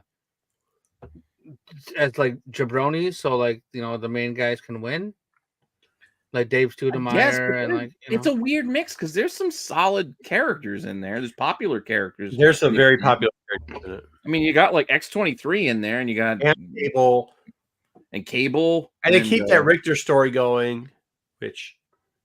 Whatever. Yeah, it's just the fact that they throw in characters like why is Danny Moonstar in here and Cypher? What? Someone's got to lose. And then you got Exodus. Like then you have big, some heavy. Yeah, powered Exodus character. doesn't even fit in this shit because who the fuck knows? And yeah, It's weird. All right, over to the indie side of things. First is the book that viewers voted for, and I agree with the viewer vote because I finally got around to reading the first issue, and I was looking forward to the second issue, and that is Ain't No Grave by Scotty Young. Is that an exclusive cover we saw? The Scotty Young cover is Yeah. the incentive. Oh, I like that thing. I thought It's that a thing 1 was in cool as 25, shit. but it's selling for way above. Yeah. Sure. I mean, this is good. This is the new independent hype book, right? Good. You know, it's got all the trackings. It's a solid story. Like I'm Decent into it. story. The art's pretty decent. Main person doing it. Yeah. I mean, yeah, it's okay. I mean, Jorge. I'm assuming it's pronounced Jorge Corona. He's doing it, putting in double duty this week. I'm giving it the crooked thumbs up just because I fall for this con a lot, and I don't know if I'm gonna fall for this one. Yeah, you go with the crooked one. I'm going with the full thumb. I like this. I like this story. I like both issues so far. So I'm gonna recommend you guys pick this up and read it. Mm-hmm. I So think this is a solid read. just FYI, the second issue came out today of this book. Mm-hmm. So This is did the the second second, issue, yeah. print of the first issue. Oh, cool. Yeah, so don't grab the Yeah, second. so if you, print. that's the other. Yes, if you missed the first print of the first issue, you could get the second print today with it. Again, it's worth the read. One or two together. This is better than I Hate Candyland, so whatever. Oh yeah. By far. Why do you hate Candyland? I don't. Fairyland. Oh, Fairyland, yeah. I know what he was talking about. Ain't no graves like the one I got. No one. And then I knew we were going to read this book. And again, like I said, double duty here for Jorge Corona because he also drew Transformers. Once again, not a huge fan of the art inside Transformers, but the I story like it. And how many bots are they going to kill, bro? Did you see Transformers the that's movie? true. What? Did you see Transformers the movie? The cartoon one? Yeah. Yeah. There's a lot of Transformers died in that movie. Okay. So they can kill a lot of Transformers whenever they want. Yeah, fair enough. Yeah, I mean, they're doing it. They're doing it. It was good. Hey, a thumbs up again, man. It's good. This is good. I mean, and they give you the little Destro thing in the back too. Thumbs up. Thumbs up. Thumbs up. This is a good book. I know I'm biased, but I still think it's good. And I know, Marco, you're not a fan of the art, but I actually kind of like the grittier vibe. I'm not a fan. I don't think. I think if they would have went with like the technical, like shiny robot Dreamwave kind of view, it would have been boring. Yeah, maybe in between the two. I don't think it would be boring. I thought they did a great job. I love when she jumps and grabs the gun. I mean, I'm not gonna spoil it, but I like a lot of stuff in it. It's very good, very well done, very well written. Yeah, I love the the brother talk and it's good stuff in it. Yes, RC plays a big part in this, which is kind of cool. I like the whole RC, like the RC part, like towards the end, and I really like the back end of this book. It's very, and then like I don't want to spoil. That's not RC. I think that's somebody else. No, the one that's jumping on Optimus Prime. Yeah, at the end. I think it's different because RC was in there earlier. No, I'm talking about different bot. But I don't remember because I don't really remember. I got to go back and no. reread. RC rides on the front of Prime at one point. There's somebody else. I'm saying. I don't think that's RC because RC was rolling down the road with Wheeljack earlier in the issue. Didn't Wheeljack die later? Smoking Endo later from Cybertron, like whatever that portal that the character that it's not on the cover A, but you know who shows up. It's not a spoiler because it's on the B cover and all the incentives, but what's his name? Let's stop talking about because I'm already ruining stuff. Let's go. Yeah, Shockwave shows up. He comes through that portal, but also who comes through that portal are two other bots. So is RC. RC comes through the portal. No, RC was with Wheeljack, I thought. No, she does the tactical thing and then no. All right, I gotta have to double check now. Yeah, you gotta double check because she grabs Prime's gun at one point. I know she looks similar, like it's a female bot, but I thought it was a different bot than. You're thinking it's RC. The blue one? It's not because it's the pink one. RC's pink. That's what I'm saying. There's another pink one because they had Alita 1. Are you sure it's not Alita 1? I'm pretty sure it was RC. Okay. I don't know. I'm gonna have to go back and double check. Now, Chat, if you know for sure, feel free to also correct us. I can't remember. Yeah. But, Either way, whatever Vicky, that was, I like that, and I like the last. it's a little good thing, read. too. It's a good The whole story. thing was I'm good. in. Yeah. It was Elite One. I don't think it was. Alita is the other pink female. Yeah, but I don't think that was who Audible. it was. Okay, all right. I thought I it might thought have been. RC I went don't through the remember portal. her Maybe name. I messed it up. Maybe it. See, the art's screwing me up, bro. The art's really screwing me up. I hear you. But okay, we're gonna shift, move away from the comics. We just did 6. Go over to TV for a minute, or TV and streaming. Yeah.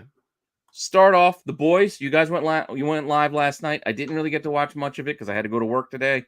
But I'm curious of what your full-on reviews were. I saw Wookie was arguing with you guys. Did you guys give this a low number? No. What happened was, for some reason, Ruben wanted to argue about twins. I don't know what that was about for 10 minutes. I was tired and didn't even want to do the he's damn right, show. because I did see in the chat. He's right. They did have 2 different actors. Yeah, playing they're kids, twin which was girls that weird. play. There's twin girls that play it. But they're not identical. I think it's because they're not identical. Yeah, but who cares? I know. Like, I'm just saying. Who gives a shit?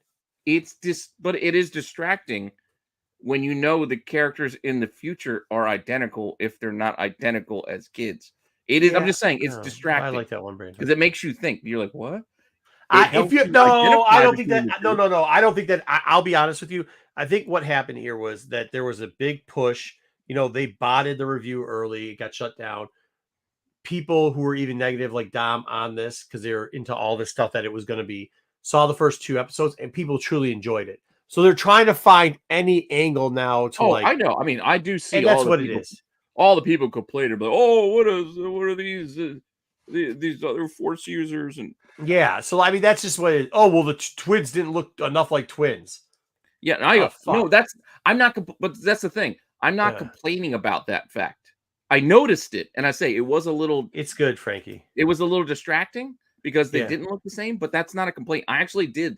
So here's what I'll tell you. Frankie hasn't watched it yet, so I would wait. I'm going to give it this 4 because I enjoy. It's a thumbs up. Yeah. People do complain about anything because I'm enjoying this series. I like what they're building upon. They're building upon lore that has existed before. This one is explaining stuff that happened in the first 2 episodes, but I think they did it great. I think they did a great job because it's start to finish makes sense. What did JJ say? Because since this was he doesn't like that type of stuff. He originally was at a 3, but then there's like a little musical scene, and I hate musicals, so I took 0.5 off, and so did he. So 3 out of 5, pretty much is what he gave. Well, I'm saying because of the flashback aspect. Yeah, that's what I'm saying. So the flashback isn't what killed him. He got 3 out of 5, which for a flashback is amazing. It's not bad. Him, I said. Yeah, and especially for JJ. Yeah, for JJ. I definitely give it a thumbs up. Yeah, Matt's one of the people just wants to. Another thumbs up. 100% thumbs up. I thought this was really good. I love the explanation. I know it's getting a lot of crap from all different angles. I don't really care. I think if I had to give it a number, it is. I've seen a lot of. I mean, but I don't even think those people. I don't think some of the people giving it. They're not even. I don't even think they're Star Wars fans. That are no, I don't think they've really watched it. Yeah. See, I watched. This is what I'm telling you. Like, it again because I know I missed things. Bro, get out of here with that nonsense. Get out of here with the kid actor. You needed some explanation of how the kids got to where they are, and so they give us an episode of giving us an explanation. I don't really care that they were different, like actresses when they were younger. Like I just said, it was just. Hey, guess what? They're actual twins in real life, and guess what they look like? Twins there too. Holy shit! I mean, like, holy shit. They're not identical. That's only they're not identical. But they never said they were identical, and they never said. But they are in the future because it's the same actress playing. No, the same actress is playing it, so maybe you should screw her up or something. I mean, I don't. Who cares? Well, I know. Well, you're keep bringing it up. I'm just saying it was mildly distracting. Matt said it. Matt said. Point being, I think both of the younger actors who played the 2 girls did it well because you got to associate and kind of bond where you see where Osha was coming from with her perspective, and then May was also appropriately making you feel like, whoa, hold on, like you. Yeah, I think they did. I think they did a good job of what they're doing. I mean, I think with us, and we'll talk more of it on Star Wars. I think because we're so ingrained in it, there's certain things we start to go like, how is it an embarrassment? Leave him alone. I'm just saying. You know what an embarrassment is? You want to know what an embarrassment is? This is an embarrassment. That guy right there. That's an embarrassment. right. I'll go with a phrase that Marco has used a lot, and it is true today as it was yesterday. Is Star Wars is for everyone, but not all Star Wars is for you. Yeah. And it's That's fine. fair. It's fair. I don't know. I will tell you this: everybody that I've ran into IRL in real life, nothing but good things to say about this. Yeah. So here's the one more thing again, without getting into detail. and it was done very well. Once again, shot well. Without getting into the weeds of things. I can understand if you personally don't like this story for whatever reason.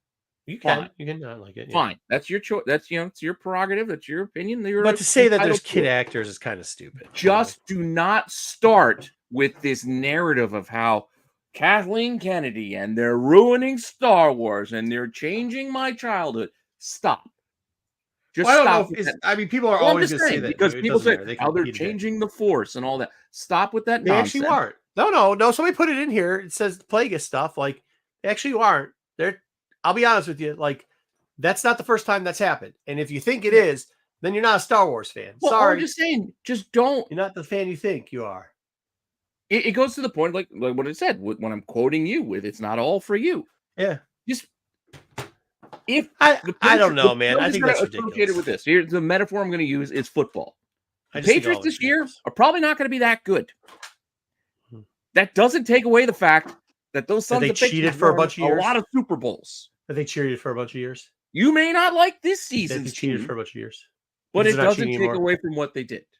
That they cheated. Any Yeah. team. You could I mean, I get it. my point is that this current season, this current show, doesn't have any effect on what you already saw. You can I think back and watch episode 4. But I think you can always go back and watch Empire. No what one's I'm going to change that on you. What I'm saying, Lucas going in and tweaking it. Pete, I get it, but I think you're talking to bots. Like we know that a small group of people use bots to review bot things and all this other stuff. It's not as large as you think it is. And then like some of it, they just want us to waste our time discussing that shit. In real life, when you run into people, Pete, go run into people in real life. No, I'm not saying it's not just bots. I've also been on Instagram and names we know and seeing their opinions on things too. And I just don't saying know who you're talking about because I don't look at anything really. It doesn't matter. You used to always worry about taking pictures of you from a distance. Oh, it's the guy, the creepy guy? That's what you call him. Well, if you stalk people, like, I mean, I don't know, man. You stalker. And we're not talking about this stalker right here. We're talking about another one. All right. Anyways, moving along. Who cares what they say? I mean, look, we got Dom. Dom's changed around. Dom actually watched it. We asked him. He actually does watch it without looking at any of the stuff. And every Tuesday, he's extremely positive about it. By Sunday, all of a sudden. Well, Sunday, he can't help himself. I agree. I get it. All right. Next up. All right. Next up is our other show that we put it in here last week for Marco, but I almost caught up. I tried to catch up. But ran out of time. So I got partway through episode 2 for this week's episode of Who Killed WCW. It was fast because at the end of this, something happens. I was like, okay, well, I thought it'd be the end of the series. It wasn't. They go through a lot of stuff. The one thing I'll tell you is Bret Hart's still a fucking prick. He's still a loser, dude. What a fucking loser. Oh, man, they ended with him on the first episode and then just jumped right in him on the second. Oh, what a fucking loser. He's a puppet. What a bitter fucking loser. Because we can ruin last week's now. I will tell. Can I ruin this one thing? You can talk about last week's episode in full. You don't have to worry about not spoiling. Okay, can I just say one thing? So the Hogan bit, when he's like, Hogan was in charge and it was Hogan and Bischoff was just a puppet. Oh, then he blamed Goldberg is the world's greatest wrestler. There's a bit about him and Goldberg in this one. And by the way, he admits that it's his fault and then says, well, it wasn't my fault. He goes, the guy called the move, told me to watch out for it, and then I got hit with it. I was like, well, what the hell? And he's like, I called it out. I was like, well, you didn't call out good enough. I was like, the dude told you what. I don't understand what. Well, we all know. Okay. I know. This is history, so it's not spoiler. We all know that Goldberg kicked him in the head and gave him a concussion, right? Yeah. And it pretty much ended his career. But with that being said, you hear it. You hear Goldberg make the call. You see Bret acknowledge it. Bret acknowledges that he acknowledged it and then still blames him for Brett running into the kick. Yeah. Like, I will say, but he wasn't I the get only that's one. an accident and it sucks, but like, He bro, wasn't the at only one one. point. Nash was talking some shit too. About what? About your boy Goldberg. Oh no, he's bad. Yeah, no. And he was Once like, again, he's like, go get some talent. yeah, he's like, hey, anybody can tackle somebody.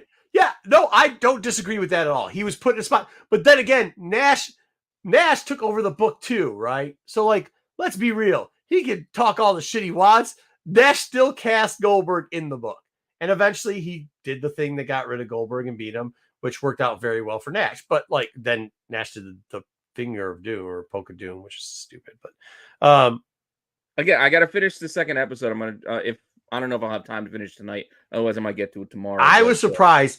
It's very interesting because you always hear a point of view from a lot of wrestlers and some probably that are scarred. Like, let's just be clear here: the two bitterest fucking people in all of wrestling are on here talking shit. You get Ric Flair. For those people that don't know, in this era, they took the book away from Ric Flair.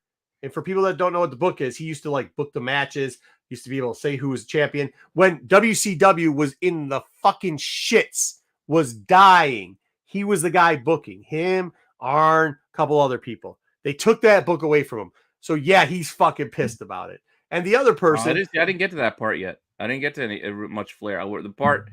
I got to. I was getting to. Oh, sorry, Flair. No, Goldberg, I'm sorry. Flair Hogan. did. Flair. Hold on. Flair didn't say it live. Flair said it afterwards on the internet. He did a whole post about everybody's fault, and you're like, "Well, Flair, your books were the fucking shits."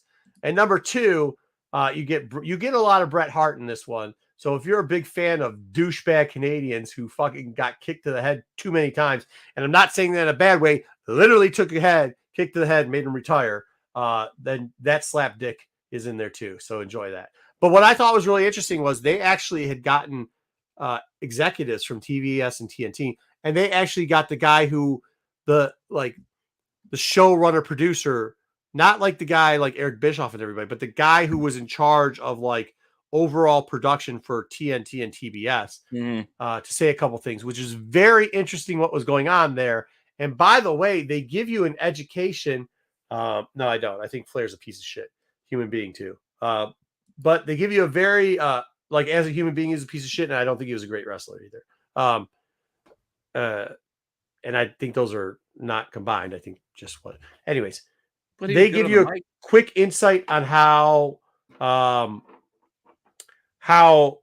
businesses actually on that level run. For all those people that are the Kathleen Kennedy haters, I think if you watch this, you kind of get to see how big corporations. It wasn't just to feed the egos; he was trying to feed his own wallet because that was the only shit. No, they say in episode 1, nobody at any corporate level wanted wrestling, and Ted Turner fucking was like, "Fuck all you executives." That's why we have wrestling. He did it to spite all the executives. What I'm saying, but then when WCW was on top for all of those weeks and years or whatever, and then when they made the argument of when he tried to expand it and they got Thunder and he tried to get TBS a show. That wasn't Ted that did that though.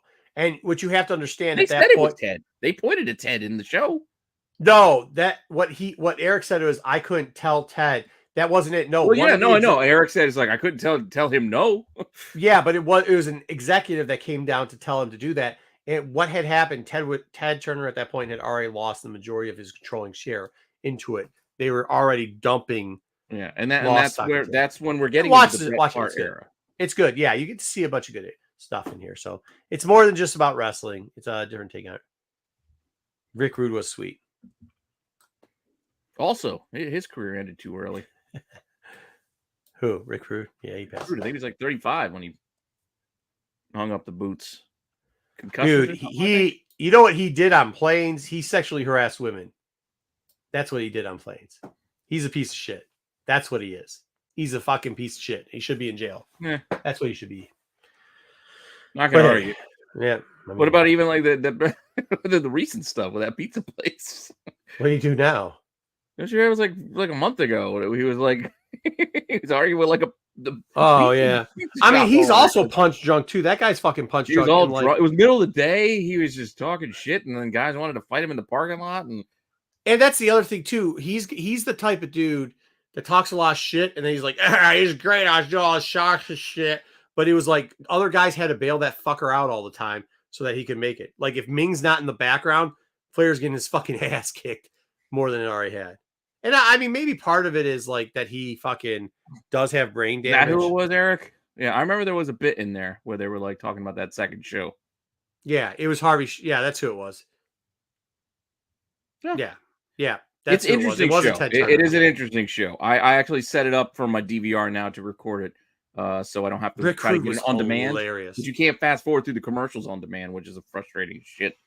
You know what? You want to know something? You can actually watch it. I think a day later or 2 days later, you can watch it on Vice TV on the internet. That's the thing. I was trying to find it on the internet, and it was like some weird ass.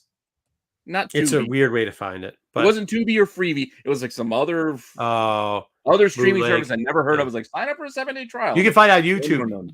Vice TV has was like, nope, you got to have Hulu Live TV if you want to watch this. Vice TV has a channel on YouTube. Yeah. So. No, my regular cable on demand had both. It's just I couldn't. You're not allowed to fast forward through. I've heard people thought. Okay, can I ask you a question about this?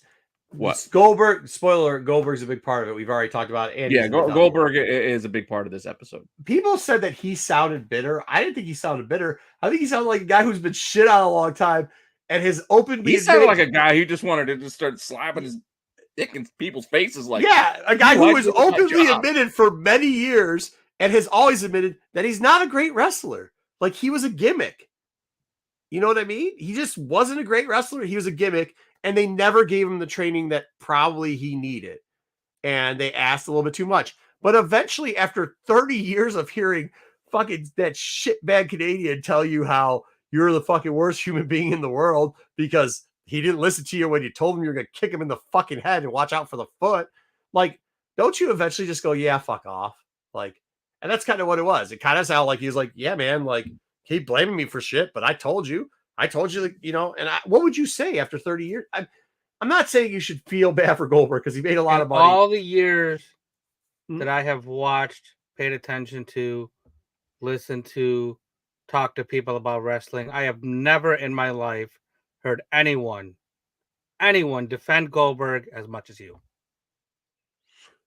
You're the only one in the world that ever defend the most. I hear what you're saying, Dub, but at the same time, I also understand his point. Yeah, like no one ever said these actual words. I'm not gonna say it because you guys are gonna clip it again. Yeah, apart from not doing it as a joke, no, not gonna do it because you guys are gonna clip it again. Goldberg is the world's greatest wrestler. What I'm saying, nobody's ever actually been serious and said that, and he's never said that. He's literally said, I didn't have enough training. He had a look. He had a persona. And what's up? He did what they asked him. Hey! Oh, your mic's messed up. Get your mic fixed. Oh, no. Yeah. Okay. It sounds like you're in a tunnel. All right, you got it. No, but, I mean, he just did what they asked him. And, like, he gets shit on for it. But, like, you know, you can't, like, if you... Once again, the biggest problem I have is that... And I understand that Bret Hart getting his ass kicked by people because he let everybody get over. Like I get it, but he's not. He's not a headliner. He never's been a headliner. Who? He's never been a heavyweighter. Hart never. He was the headliner. He got put in there to lose the belt. That's what he got put in there. Diesel beat his ass, and Diesel openly admits too from the great state of Michigan. Also says that he doesn't have all the moves and wasn't the best wrestler of all time. But the one thing that Hart did, Hart made people look good because he just did. Because he was a good wrestler. Well, no, I mean, he was never. He's a good wrestler. He can make people look good. I get you having a problem with the man for being so bitter and whining and complaining. Yeah. I get that. But don't pretend like he didn't have any talent. But I think it was nepotism. I'll be honest. Wow. Owen, and everybody will always admit that Owen was way better than him. But if it wasn't for Stu Hart, we probably wouldn't have heard of Bret Hart. Fact. And people wouldn't have thought it was such a big deal that they were beating him. He wouldn't have been a legend. But without Bret, would we have known Owen? Probably. Owen could have made it. Owen could have made it. Like, you're speaking of nepotism, like, I don't know. Right, but Owen could have made it on his It is own what merit. it is. Yeah. It is what it is. The man does complain and whine a lot, but at the same time, And some of the shit's his fault. pretend he wasn't talented. Don't Well, pretend he that told. wasn't. Hold on. The He two was things. the guy The for a two few things years. that Brett. The two things. Brett finally did get the belt, the big belt, right? When he got the big belt, he wouldn't fucking drop it. So they screwed him, which he deserved to, because you're supposed to drop the belt. But he was too arrogant for that. So he's not a good wrestler because he didn't follow the rules. Number two, the other thing he bitches the most about is when somebody called a spot and he chose to ignore that spot and he got knocked the fuck out. So how good of a wrestler is he? He missed the spot that he heard and acknowledged, and he wouldn't drop the fucking belt. Hey, everybody make mistakes. Well, he made one that really fucked him up. So, all right. You know? So What's does up? his brother? How are you doing? Corbin, how you doing, man? Hey, I'm doing. Just got off of work. Good 10 hours. I'm solid. Happy to see my brothers. We good. Hey, good to see Yeah, you. you know? man. Appreciate Yeah. y'all. Yeah. Don't be Look, Casey. you're just in time that we can, if you're ready and you want to do it, we can run your segment before Marcos. Oh, Oh, before what? Yeah. I couldn't. I could. Yes, sure. No, Good.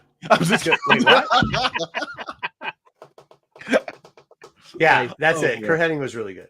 I like it. Mr. Perfect. Wait, so am I going first, or are we going through this DC nonsense that only Corbin Uh, and two other people will watch? It's a gift. It's not nonsense. You're gonna be so excited when you hear this.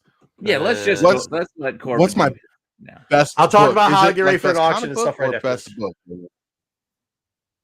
What? Oh, I paused. Oh, did I pause? Oh, Oh, yeah, froze for a there. second. Yeah, what are you saying? Oh boy, good I now. no, I was asking. Okay, good. I don't know what happened. I think I had. Here, we'll put my this up computer, I for him. just So- turned it up. Corbin wants to come No, out to talk no. about DC nonsense. I got this. Don't forget, we got this.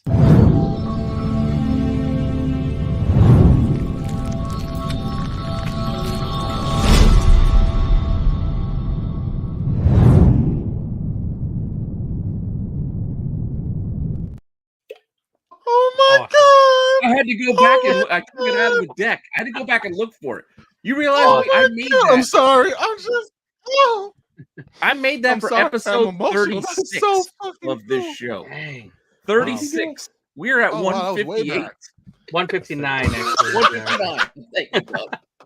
I didn't go back digging to find it. I was like, oh, Corbin, like, oh. Oh. Put this thing in. Oh, That is amazing. oh no. That was a lot of Well, wind side thank effects. you, Pete. Also, I we're am watching a amazing. grown Like, man I'm cry a little and flush teary, his not- hair right yeah. now. No, Corbin, snap out of it. Let's go.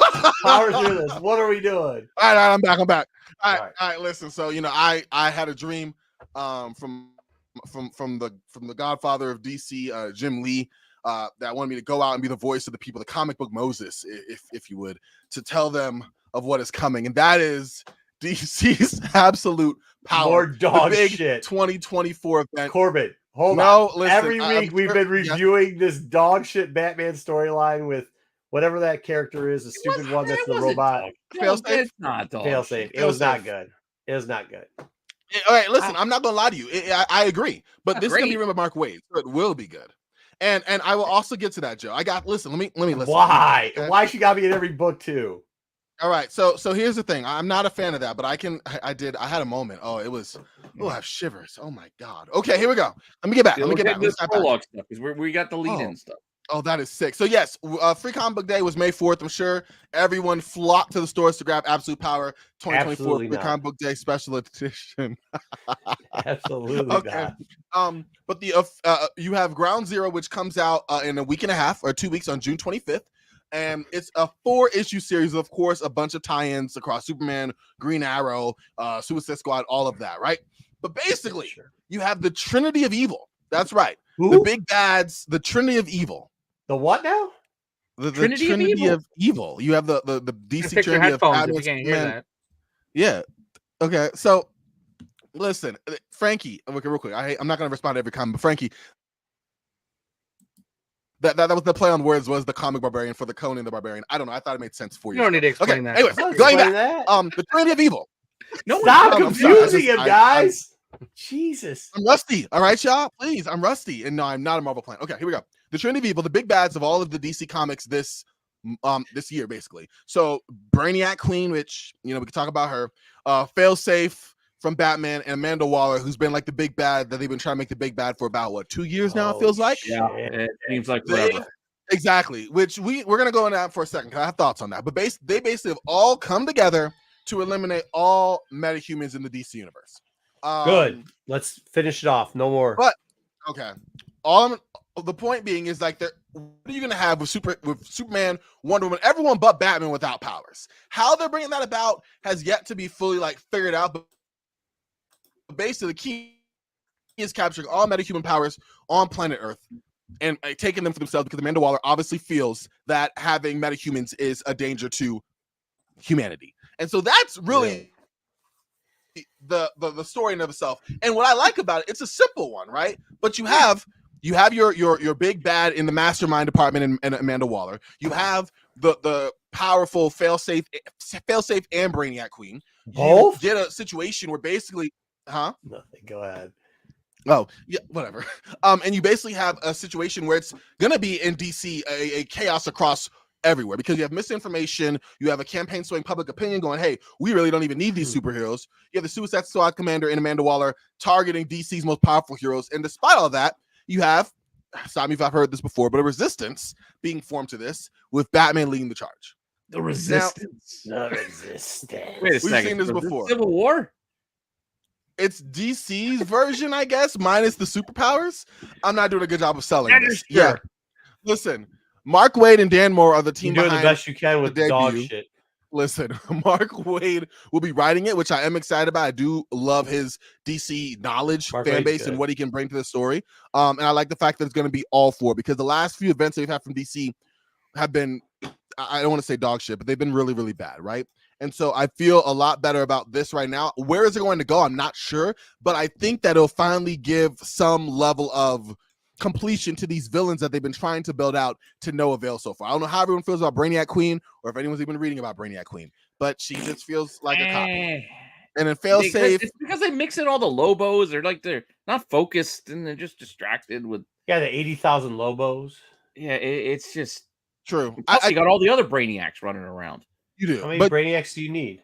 some really good writing talent here. I mean, Green Lantern's been good. You have Jeremy Adams doing a story. You have John Ridley doing Absolute Power Origins #1. You have a tie-in in July where Chip Zdarsky and Jorge Jimenez will be doing the story. So some good artwork there as well. Going to be some good tie-ins in Wonder Woman. Joshua Williamson's not my favorite DC writer. I think he's good on the small stuff, but I think he's been underwhelming on the events. And also underwhelming when it comes to making villains, in my opinion. Like, what's the last memorable Joshua Williamson villain? Flash run, though, right? Well, no, that's what I mean. No, I just meant main events, like main DC events. Yeah, some people, they can handle the month to month, the day to day, but not the huge things. Exactly. If you're a fan of Jamal Campbell artwork, you'll tune into Superman 16. If you're not, okay. But like basically, Campbell.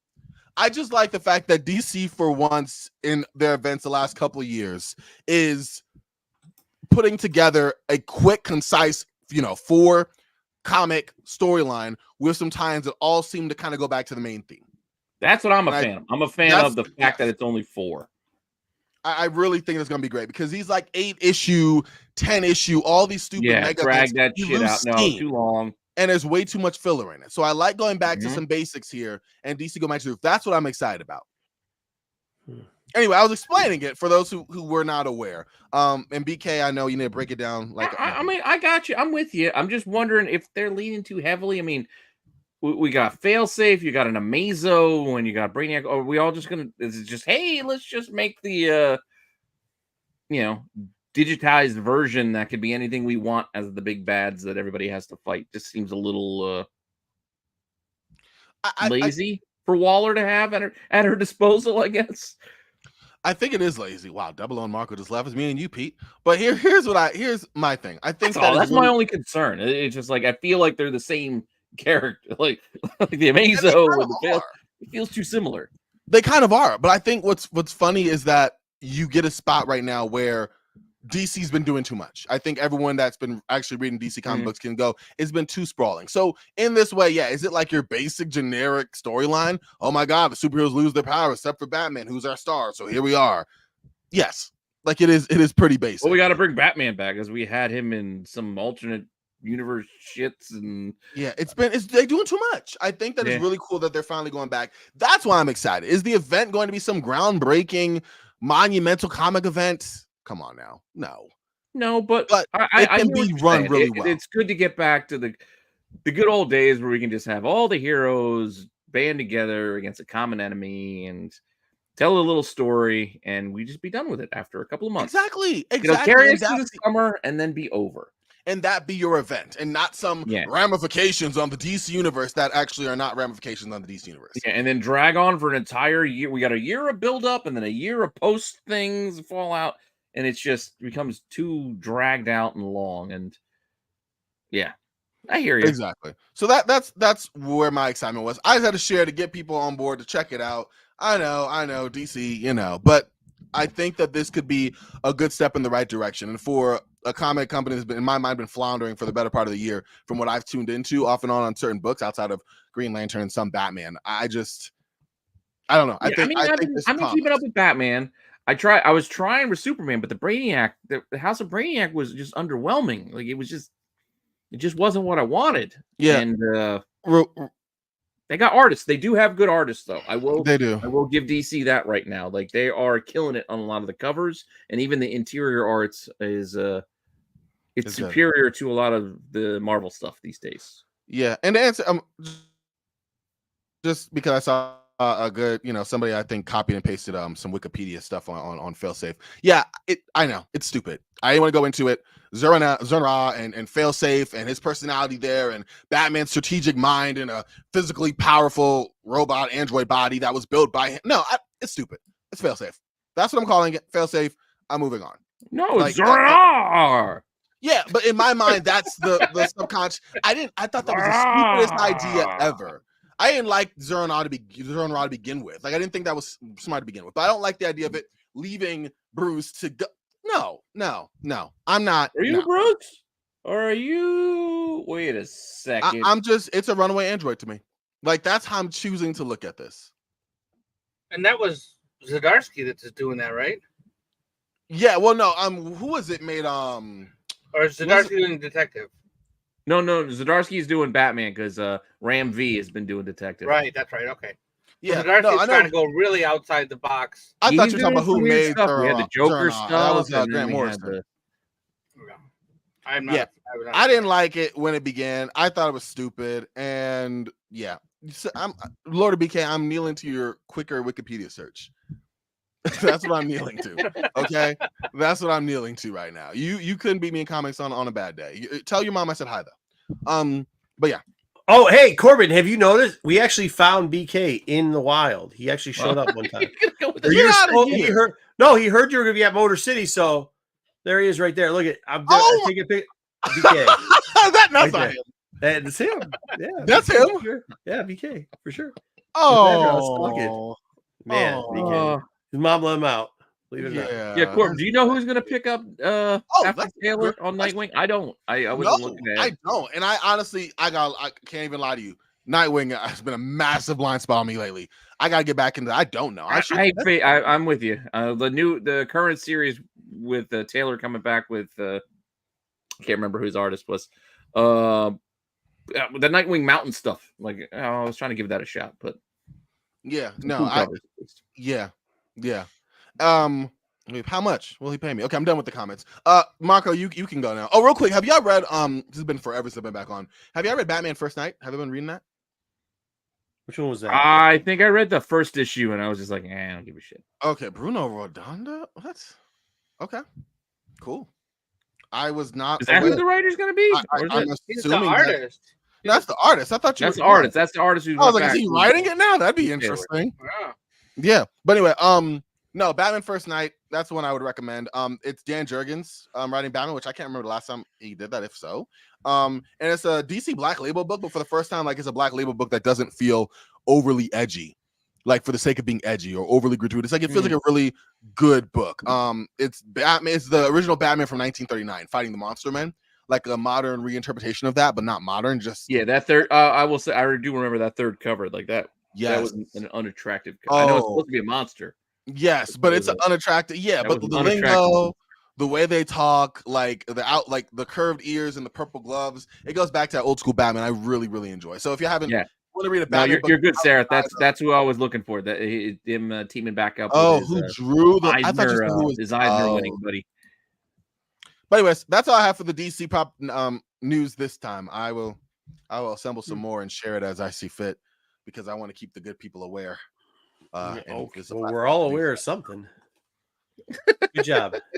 Good job. Whatever. All right, listen. I'm tired. All right. I didn't do a very good. I should have you're came on earlier. No, you're tired. I just got for 10 hours of work. Yeah, I literally came. Look, the little boy grew up. He had to do 10 hours. Welcome to adulting, bro. I know. That's what I do. Okay. I'm not going to. Welcome to adulting, my friend. I did a story time in front of 50 kids today, and then I did a book club with 25 adults. This is what I do. Okay. Your classic overworked, underpaid government employee. All right. That and then I kind of come over here to defend DC. That just sounds like, hey, that sounds like some shit. Against some you just BK. donated some time to. That doesn't even sound like a job. Playtime. Yeah. What are you doing? All right, Mark. You Government cut his mic off before he gets in trouble. You got muted. Not by us. He muted himself. He knew shit. I didn't do it. I would never. All right, hit the thing while he tries to figure his mic out. All right, I'll run your thing to get you ready. All right, you got it. Oh wait, that's the background. I gotta run the thing. Where is it? Here it is.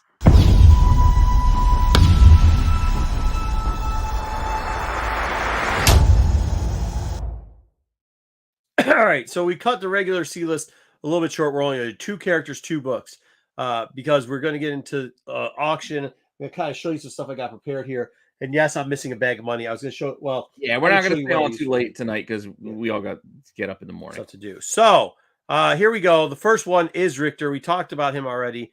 He's kind of in the new storyline. He's got a lot to do. He's one of the 12 potential heirs of Apocalypse. Yes. Interesting about this book, CGC 9/8s are selling for $120 recently, but the Raws are averaging $3. However, this is why somebody listed a ton of X Factor 17s with this listing.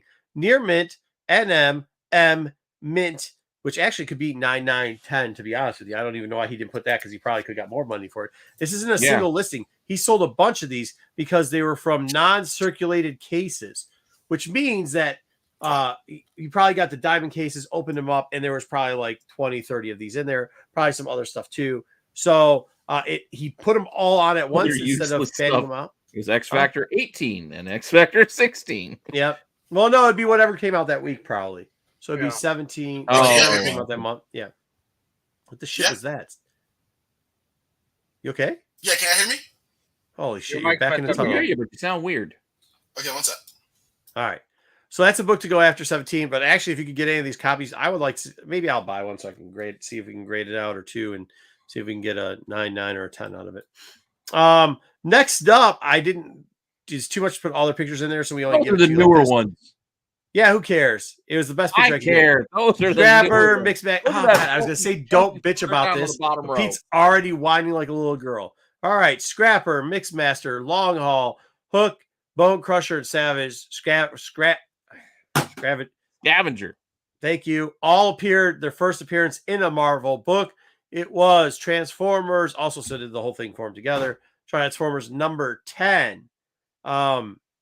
Raws are selling for $15 to $20 in high grade. Everything else is averaging about $3 in it. But this is the interesting part. 9/8s are around $230. And 9/6s, though, it's $94. So it's really like a gamble. But at this point, if you could get a really high grade of this, because it'll, this is one of those books that will throw sellers out. The only unfortunate part with this book is they've been in long boxes for a very long time, and they're probably continuously in long boxes, not making a wall here and wall there every once in a while, but not a wall everywhere. So not great shape. Can you hear me? Those are your 2 books because of the comics we reviewed. What? You good? He's back. Yeah. Now I didn't realize I have a little state of the art. No, I'm just kidding. I muted myself accidentally on the mic. I'm telling you, mic. You press the mic button. BK's mom warned me out last night, show. Oh wow. I was tired. Well, I hope you didn't catch syphilis. All right. Next up, though, let's talk about it. I'm going out to an auction tomorrow. Like I said, a couple things that I carry. Huh? Syphilis is your go-to? No, for me, that's what his mom has. No, I can't help you. So what I always do, and it's right here, I take a portfolio with me. It's got some There you dollars in it. It's got some sheets that's got like a thing out there. Got a notebook. Because you look at some of the pictures, got your business cards that you buy stuff, you sell stuff, everything like that. Make sure you take that with you. I also bring a secondary money bag. I pay in cash a lot, and here's why. We'll go through some of the stuff. So they're talking about doing lots. This is just a sampling of some of the books that they have there. They're going to do individuals and lots. Maybe they do have long boxes there too. As you can see, Silver Surfer's there. We will be covering a couple Silver Surfer books, mainly the last 5. We will also have some grading tips on those also. So we'll go over. But this is what they said in the thing. There's a large selection of comics. There definitely will be choice. For those people that don't know what choice is, I gave you a little definition here at an auction. Sometimes they're just going to have lots. It's pretty much lots, but they'll have like a whole table, let's say a long table, and they'll have box tops. Or usually what they do in comic books is they take short box tops or long box tops, and they fill them up with like 10, 20 books. It's just randomly pulled, and you bid on the table, but just one box top. So like, let's say the box top has 20 books in it, and you bid, I don't know, $50. Hopefully we'll be able to see what it is. If it was $50, I'm bidding $50 every time and taking the whole fucking table. But because there's a good mix of stuff in this auction. But that's what it is. That's what choice is. And then if you're the highest bidder of choice, you get to go and choose, I'll take that box top for $50, that box top for $50, that box top for $50, and you keep going. When you're done, the person who was the second runner up to the bid, let's say the person who voted $48. Was that $45, let's say? Yeah, 45, sure. We'll use round numbers. It's usually $2 bids up to 50. I know, Once you get 100, you have to go by $5 increments. So like, I probably should go through this. So like when you go, it's usually just to stick the thumb of auctions are, if it's under $30, you can up the bid by $1. If it's over $30 to under $100, kind of that 50 to 100, you can go up $2. It depends. Sometimes people have different specifics on it, but it's just a general rule of thumb. And then once you get over $100, it's $5. It's not up to the auctioneer. Sorry, I'm saying $42, $44, we're going to get $46 over there. Like that guy? Yeah, it usually is, but that's usually how they're going to keep it so that you know where your increments are. Okay, but they're doing choice here. So what you're saying for choices, you'll have like a table that has maybe, and you're saying box tops that has like box tops, 10 or 20 box. Let's say 10 or 20 box tops. Yeah, let's say 10. You're the high bidder at $50. You can take as many of those as you want at $50 a piece. Yep, and then it goes. Then the next then when you're done, the next guy can take it at $50, and then after that, whatever's left, they'll usually take it off and put it onto another table. And then after you get through have another tables, auction for that. Then they'll have another auction on that. And that might go down to like $8. And sometimes when it gets towards the end, they're just like, who wants a table for $20? Or anybody who wants 8.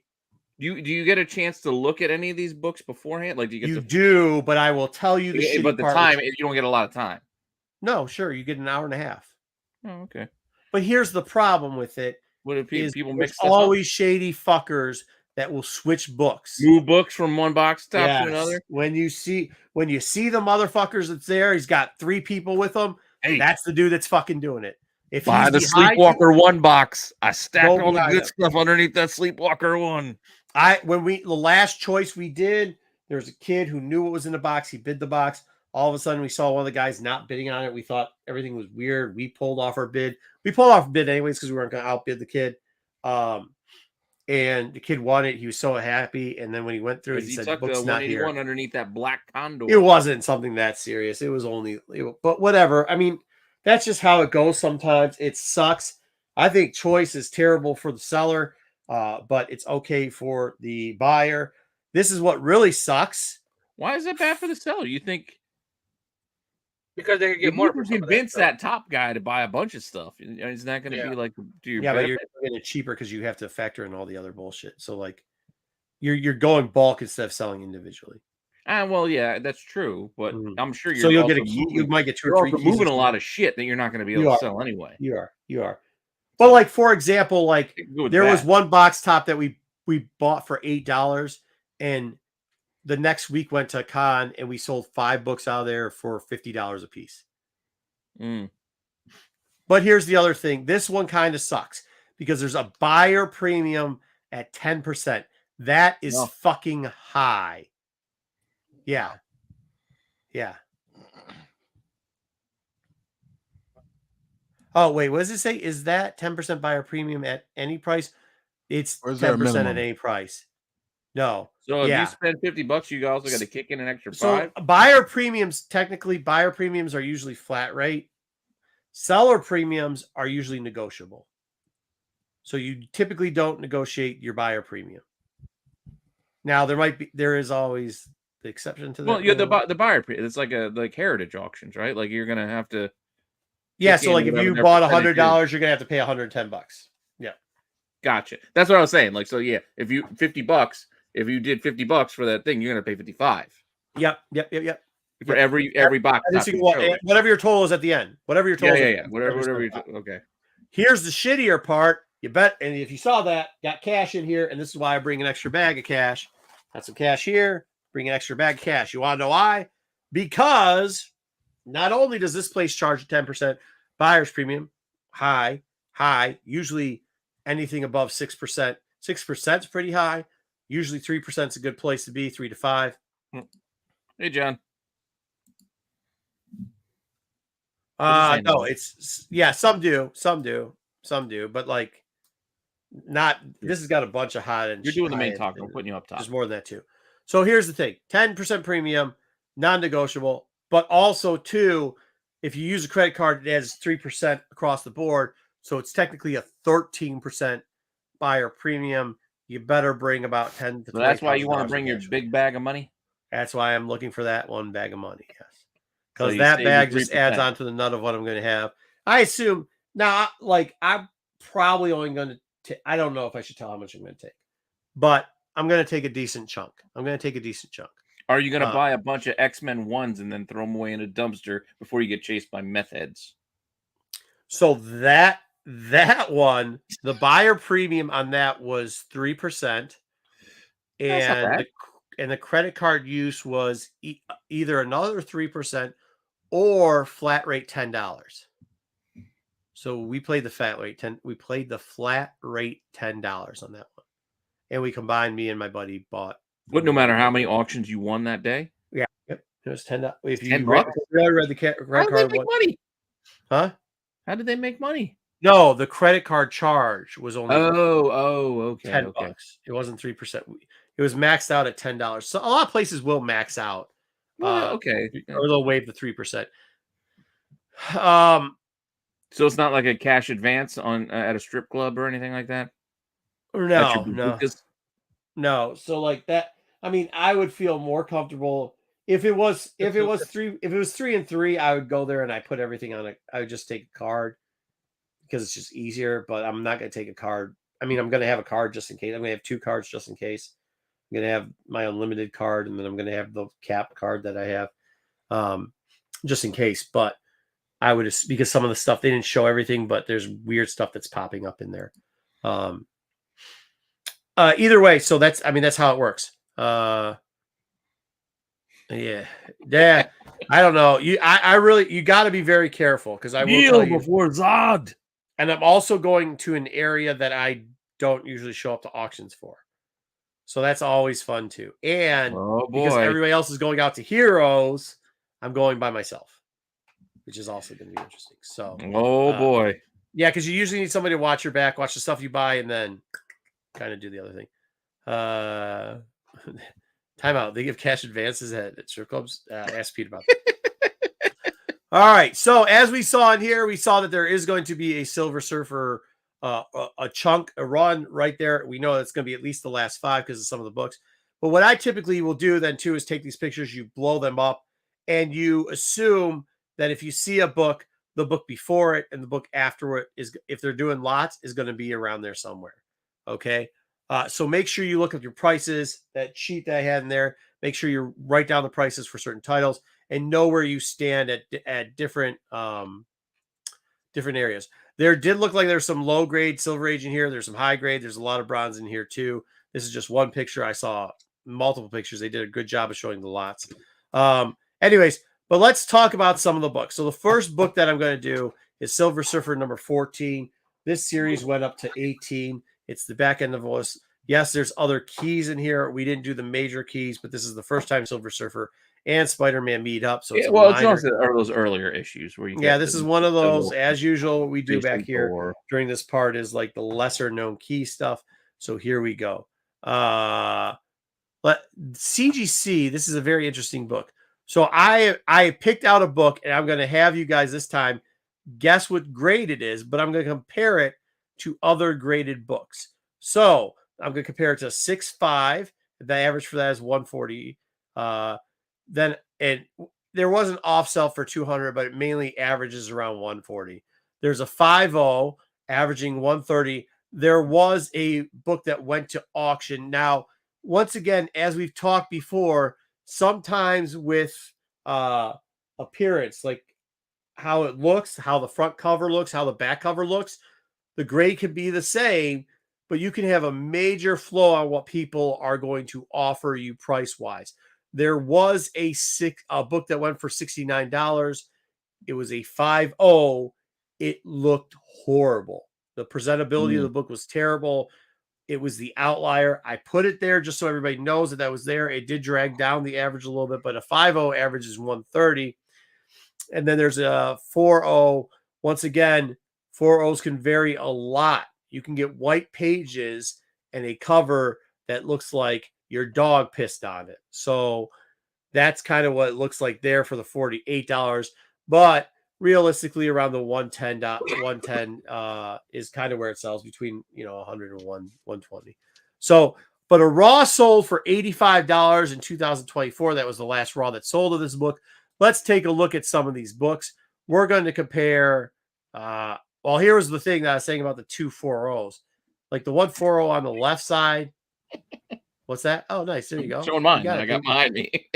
You see all the shit on the left side. I don't know if you can see because the picture's not good. The top of the cover's all fucked up. Like the cover just didn't look good. The one on the right obviously has better presentability on it. So we're going to take that 4.0 and we're going to present it against the raw book to see here which one, if we think this is a 4.0 or if we think it's maybe a little higher. Okay. So I gave you a little bit of the spine here so we can check it out. A couple things I want to show you. Look at the staple there, and then look at that. There's a spine tear, which means there's a roll at one point there. There's a chunk out by Marvel Group there. If you look at the quote unquote spine ticks, but we'll just call it color breaking.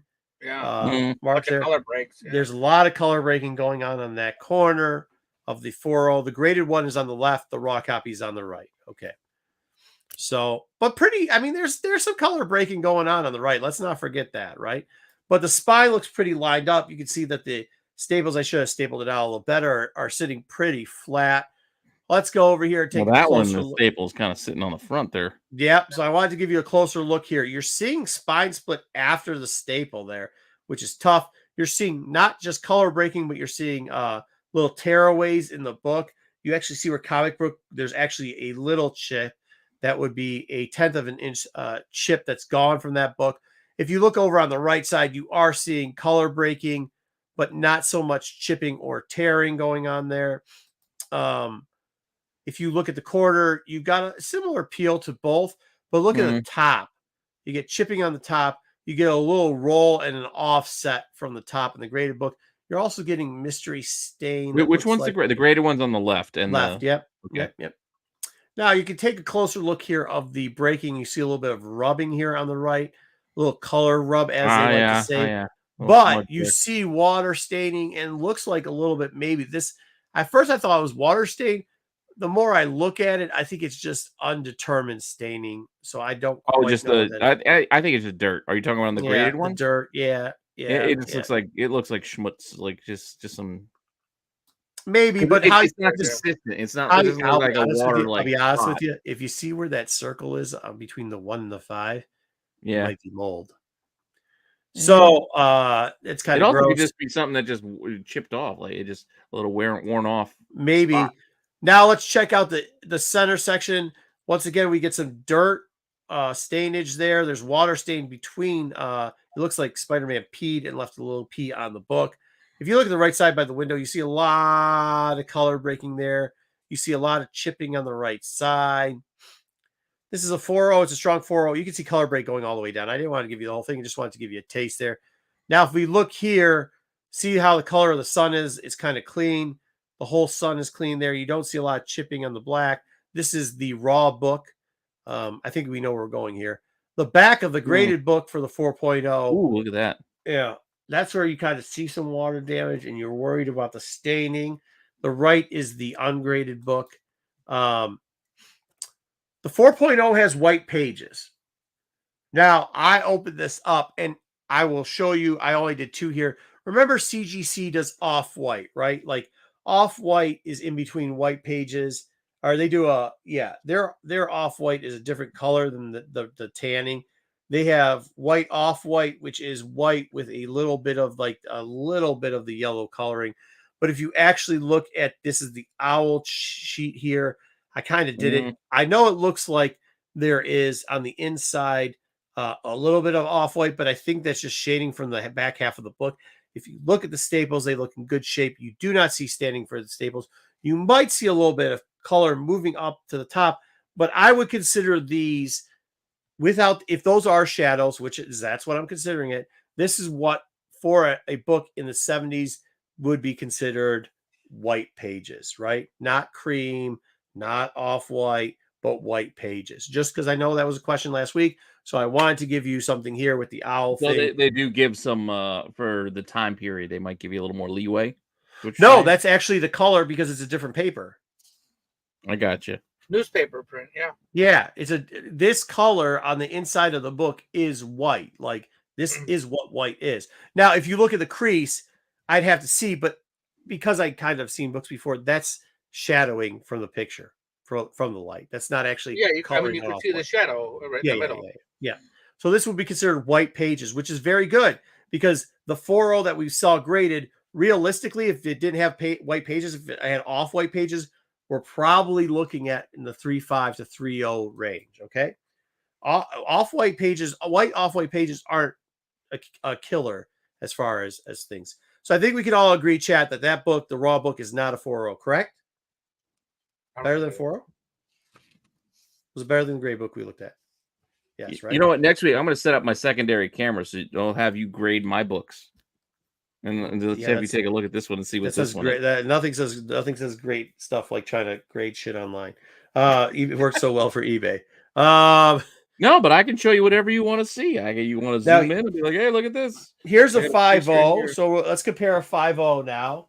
I think 4.0. I think we've pretty much dedicated that 4.0's out, right? Yep. Yeah. Okay. Agreed. Here's the 5.0. Here's the front. That's the 5.0. Yes, I agree that the raw better than 4.0. It is definitely better than 4. I probably would say it's better than that 5. I wouldn't maybe 6. It's getting there. Really? Yeah. Would you?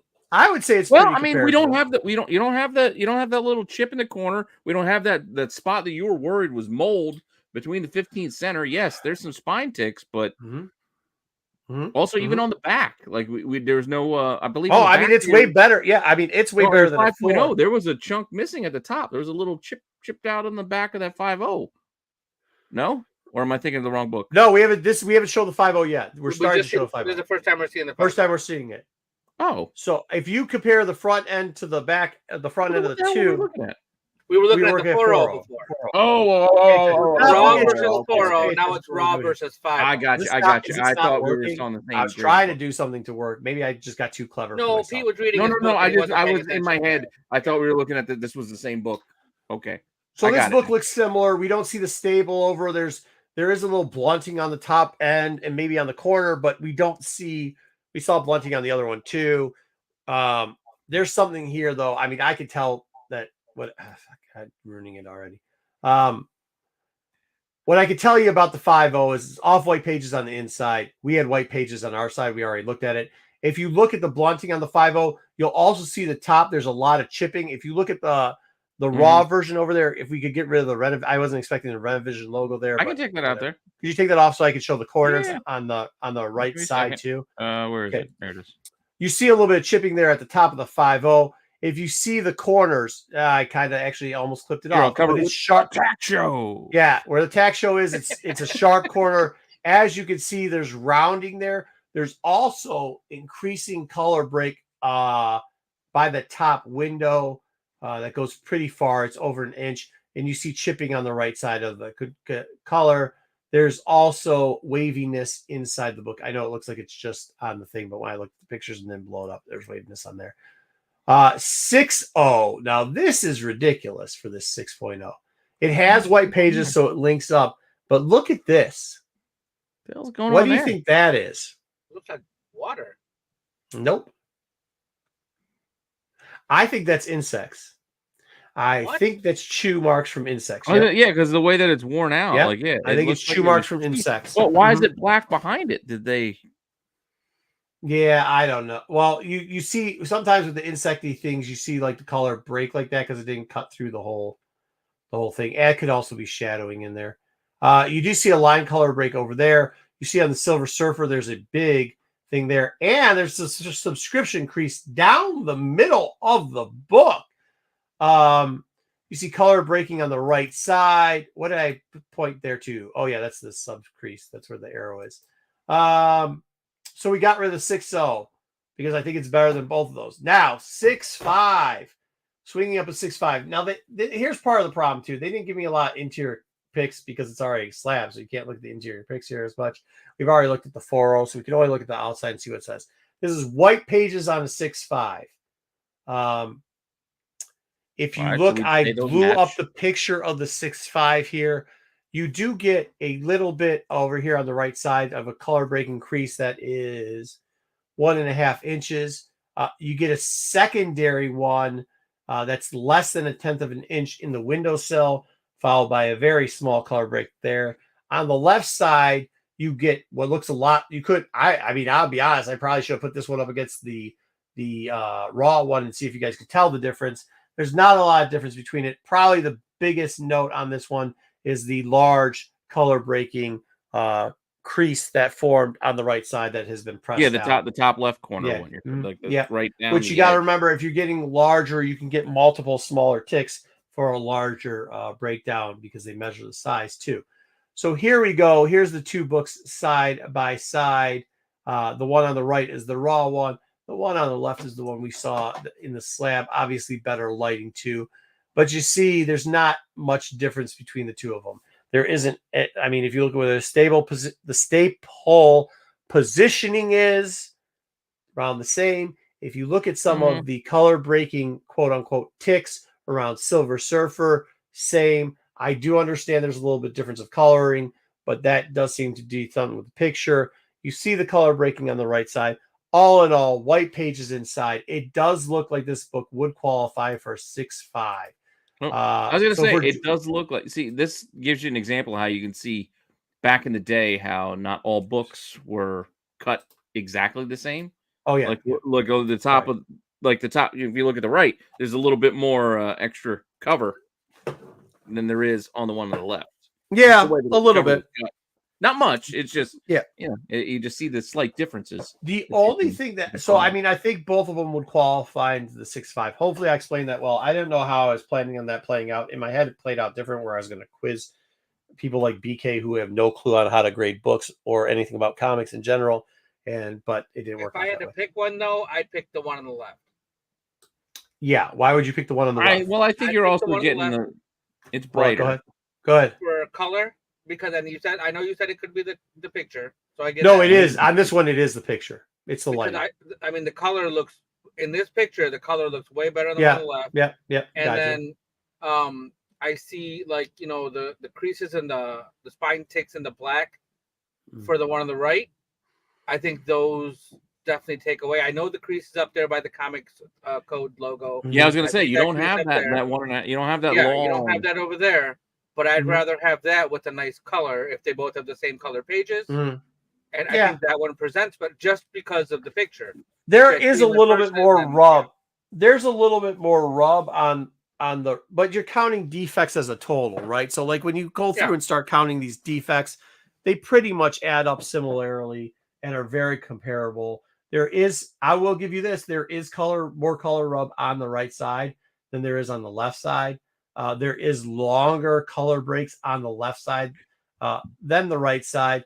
And believe it or not, when you start looking at it, the like less than 1/10 of an inch ticks are similarly on both. Well, what I I'm can see how they're equal, eyeballing, though. what I'm eyeballing here is I get that the book on the left, which is the graded book, is brighter. You can tell just by the white. The background white is brighter. So if you compare it to the background white of the other book, I don't see too much of a brightened difference between the two, because I know the quality of the picture on the right isn't as nice as the one on the left. Well, But if I were to lighten up the one on the right as much as the left one is, I bet you it would be a lot closer. Probably would be. Here's the other thing we're missing on the one on the left. You have rounding on the top right corner, and you have the overflow of the edge. So like when you're counting out because that's what it comes down to, and it's also subjective. So like I'm not a huge guy. Like I give more merit to. I would rather have a couple more ticks that total into maybe 2 inches than that are separated and spread out than have one distinct color tick that's like 2 to 3 inches long. That's a higher. And I guess not being able to see the top corner on the right one either is a little. It's a little. Yeah, probably should show that. I know I cut it the wrong way, but you can see the bottom's kind of sharp. So let's go back real quickly to see the prices there. So that was the book that sold for. The Raw is the book that sold for $85. Holy heck! Hitting the wrong button here. Sold for $85. I don't know what the hell's going on with this. I'm trying to get back to 18. No, you're on a different book. Still going. Oh my god, what is going on here? I don't know what. Why can't we get back to that? I'll get up to 24 in a minute. This is not. All right, so the Raw was $85, and if you look at it, it probably was an okay buy because 140 is the average, with 200 being the high, and the last sale was the 200. Yeah, I mean 85. You got to pay $30 to grade it. $30. Yep. Not terrible, but that's where it sits at this point. There you go. All right, let's get back down to where we're going. Let's go on to the next book. The next book is number 15. This is the Human Torch and the Silver Surfer flipping up, where he's just hanging onto his board somehow. Still a 15 center. CGC prices on these 9.2, $264. Now, mind you, if we get Silver Surfer starting to get in forms, you're going to see some of these overlooked books pick up in pace. I will tell you that just because the last one sold for $264, that does not mean that the average isn't $420. What the $264 did was it was an auction that had a higher premium on it too, and looked like shit. So those two factors in, where you have a BP stands for buyer premium. There's a buyer premium put on top of this book, and on top of it, it wasn't quite a good looking book. You can see it sells for way less. That's one thing you got to think about if you're going to send your stuff out to certain houses. And I'm not using this one. I'm just using an example, but Heritage, do know that like you might get less for your book because there is also a buyer premium on it, even though two books around the same time sold. And if it doesn't look well, it's probably going to do worse. Okay. 9.0s averaging $3.99. Once again, that's why 9.2s pricing out at $420 seems very reasonable. And then that's a 2024 8.0. The last one sold for $210. However, the average on 8.0s is only $140. So there's one outlier. That's a little bit high. It was a very good looking book, but that's just doesn't make sense. Raws in the 8.0 to 9.2 range, because that's pretty much what people are guessing they are. And when you look at them, they look similar to that, are going for about $200. So you really got to hit the home run here. Actually, I think 9.2 is kind of like, you might want to sit on it if you get a 9.2, because with that last sale of $264, a lot of people are going to be using that. But you should use it too if you're trying to buy it graded. Use that $264 all day and negotiate down the price of a 9.2 on this one. It won't stay there for long.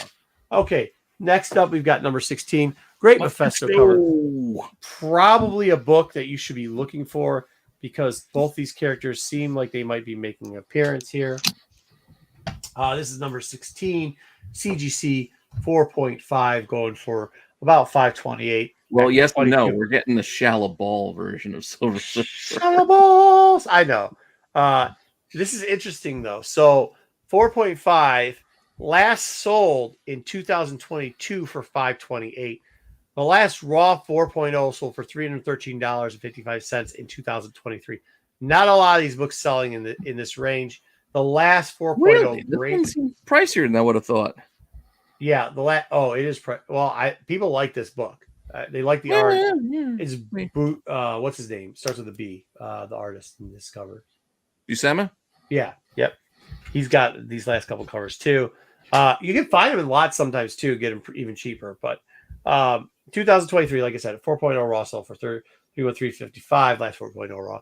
4.0 graded 22 a year before. In the pandemic years when stuff was blowing up, only 132. 2.516.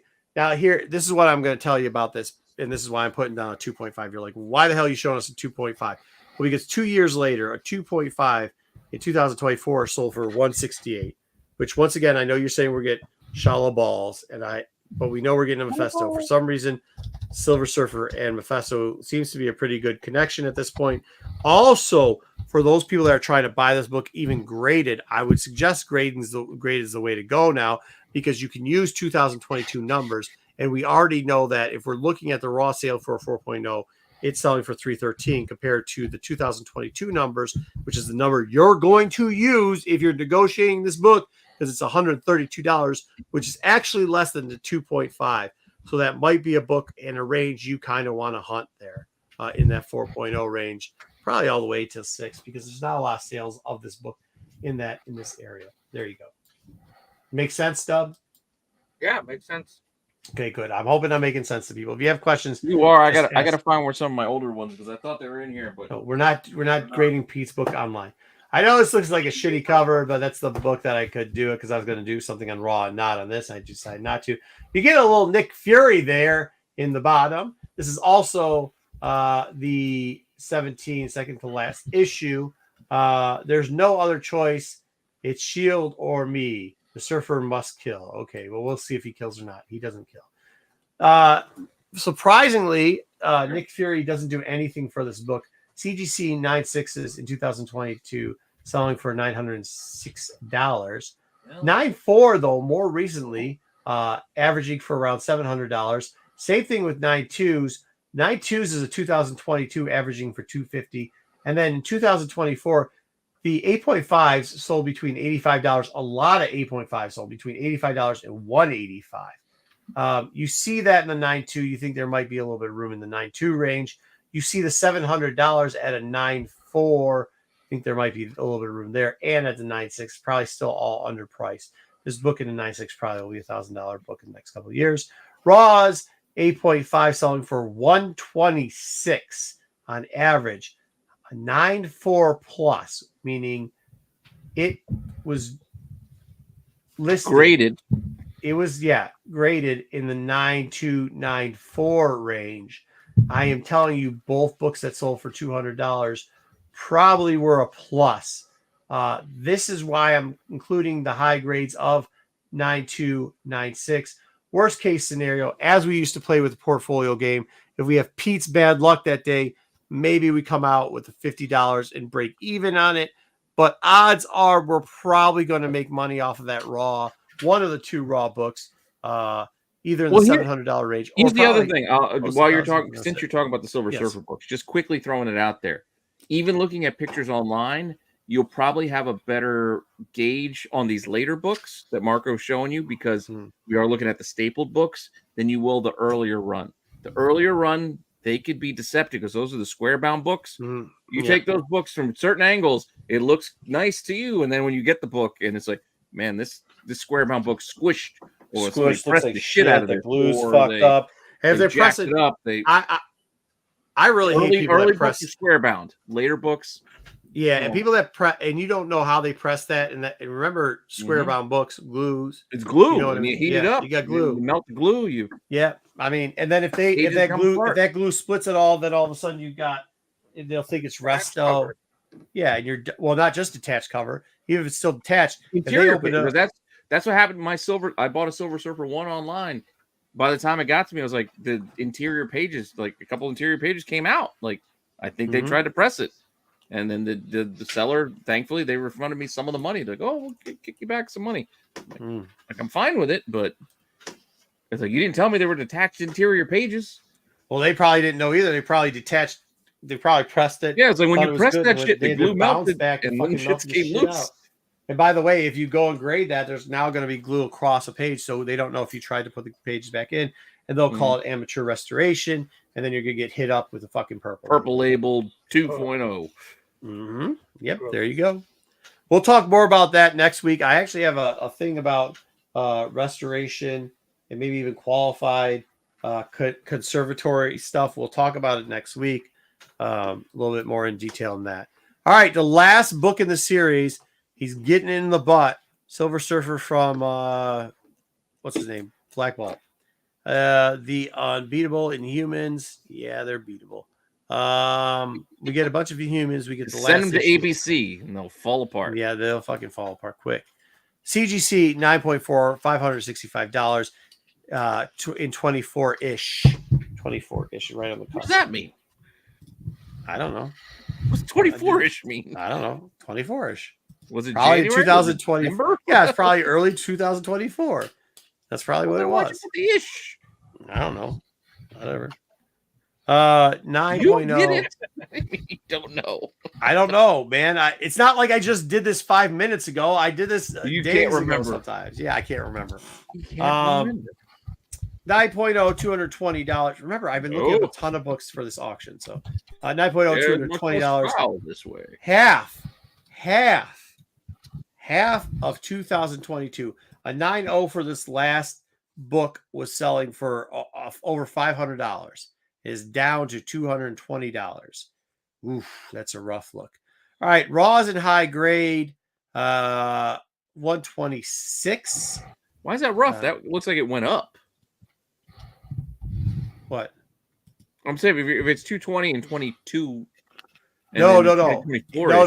It's 220. It's 220. Oh, 220 and 90 22. 24. It's half the price it was in 22. It was almost $500 in 2022. It is now $220. So that's half of 22. Half of the price it was in 22. Oh, that's what you meant by half of 22.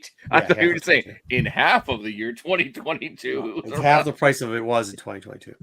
All right, $40 average price. All the Marco code on this. There's not a ton of high grades here. 8 to 9s in the 8 and the 9 range. But when they sell for about $126.83 on average.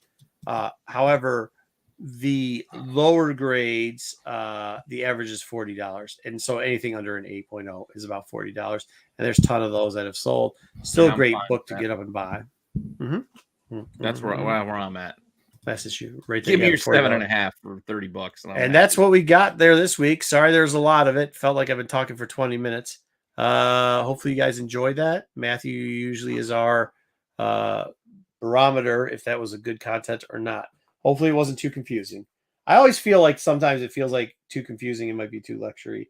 I'm trying to make it not too dry. I think next week will be a little more fun. That was confusing. It was some of your shorthand notes you put on the slide that you can't remember what it means. That was confusing. Yeah, 24-ish. I don't know why that was. Maybe I was thinking about something else and just put ISH after it. You never know what you're doing. But yeah, so there we go. That's all I got. I will try to get some live footage of the auction. I will also, but I don't know if I'm going to. And then I'll also try to, hopefully I win something because there seems to be a decent amount of books. Bring the GoPro. I'm going to bring the GoPro. I was just setting it up earlier. Strap it. Let me see how many long boxes it look like. 1, 2, 3, 4, 5.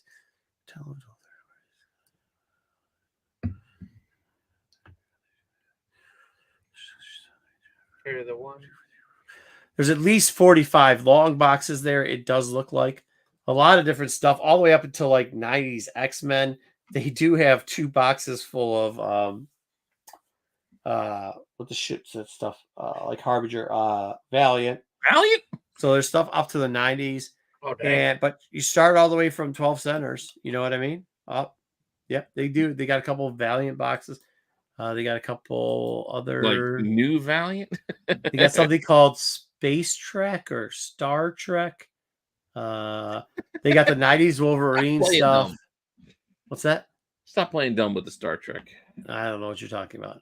They got Is it like the old Gold Key Star Trek stuff, or is it like the DC Star Trek. Nobody wants X-Men. They got a lot of. What is this over here? Let's see some of the titles. They've got Astonishing Tales in there. They've got early Conan through Marvel.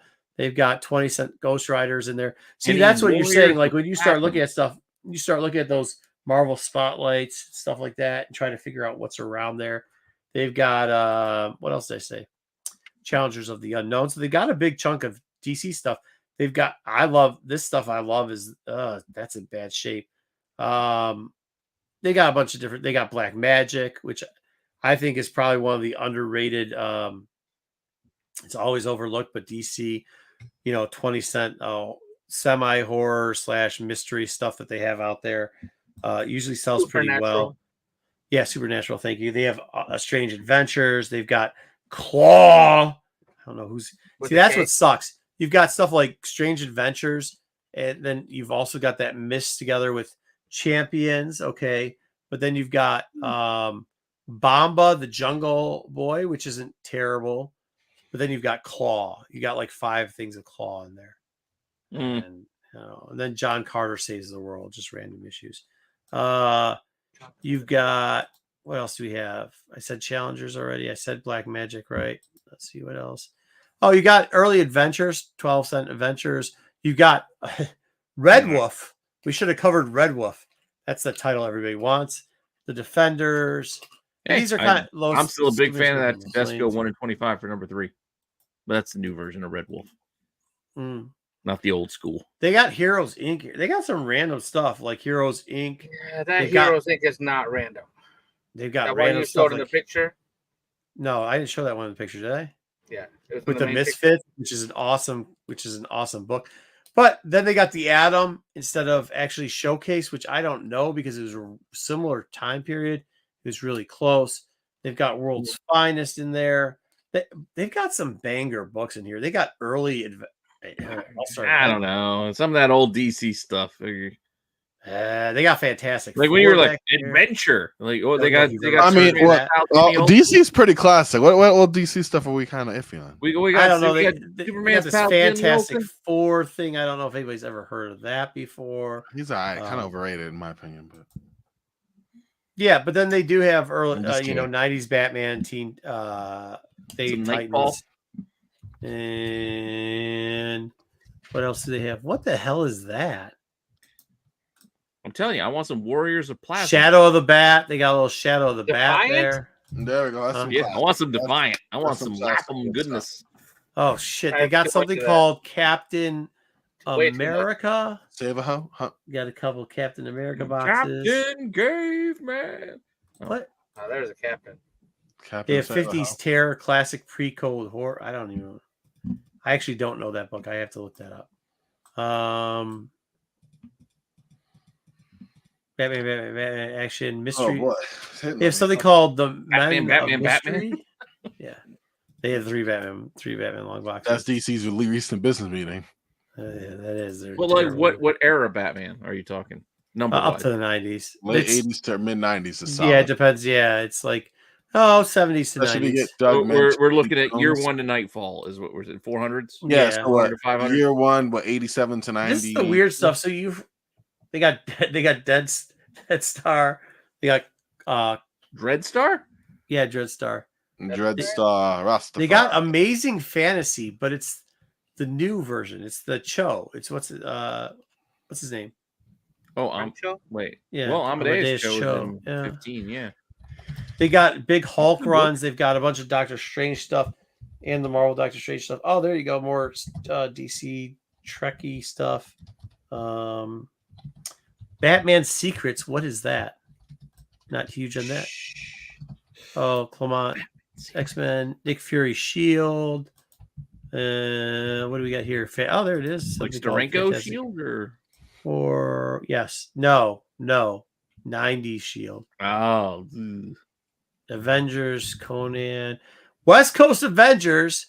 Oh, Yeah. hey, they've got some great Dark Horse. They've got Concrete in there. We can get those early Spawn appearance in there. The back of one of those. DC The Final Night. Then they got somebody named Superman. Wow, the Final Night. Whoa. Yeah. Do they got any Eclipsos with the gem right there on the cover so we can fuck up the rest of the box? I don't know. They don't show you what's in them. They just pulled one book out of a box, so it could be anything. I mean, it could be anything in the box. They did a shitty job of that. It's good though. Well, they don't want to show you too much. Yeah, They want to just whet your appetite. when they do that. Yeah, I know, but some of the books that they show you are shit on the outside. Well, they have to do that because if they show you all good books, then you'll know this is the best they got. When they mix it up, you start wondering. No, they just did a really weird. They did a weird way of doing stuff. Like What's they showed in there? There's actually one book they showed by itself. They didn't even label it properly, and it's a Pence copy.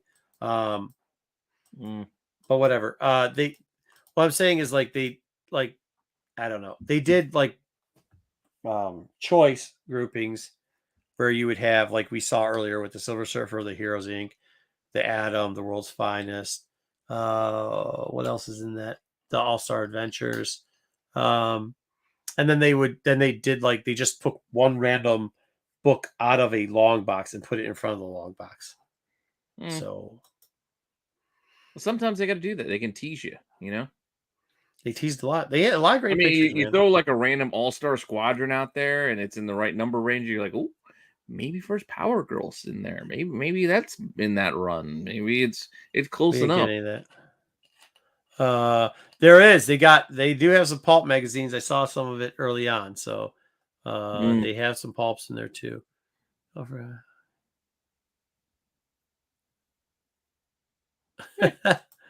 Good. Corbin's already fading, everybody. I'm fading too. Good stuff. I don't know. I don't know how y'all did it. I'm rusty. I'm rusty, y'all. No, you're good.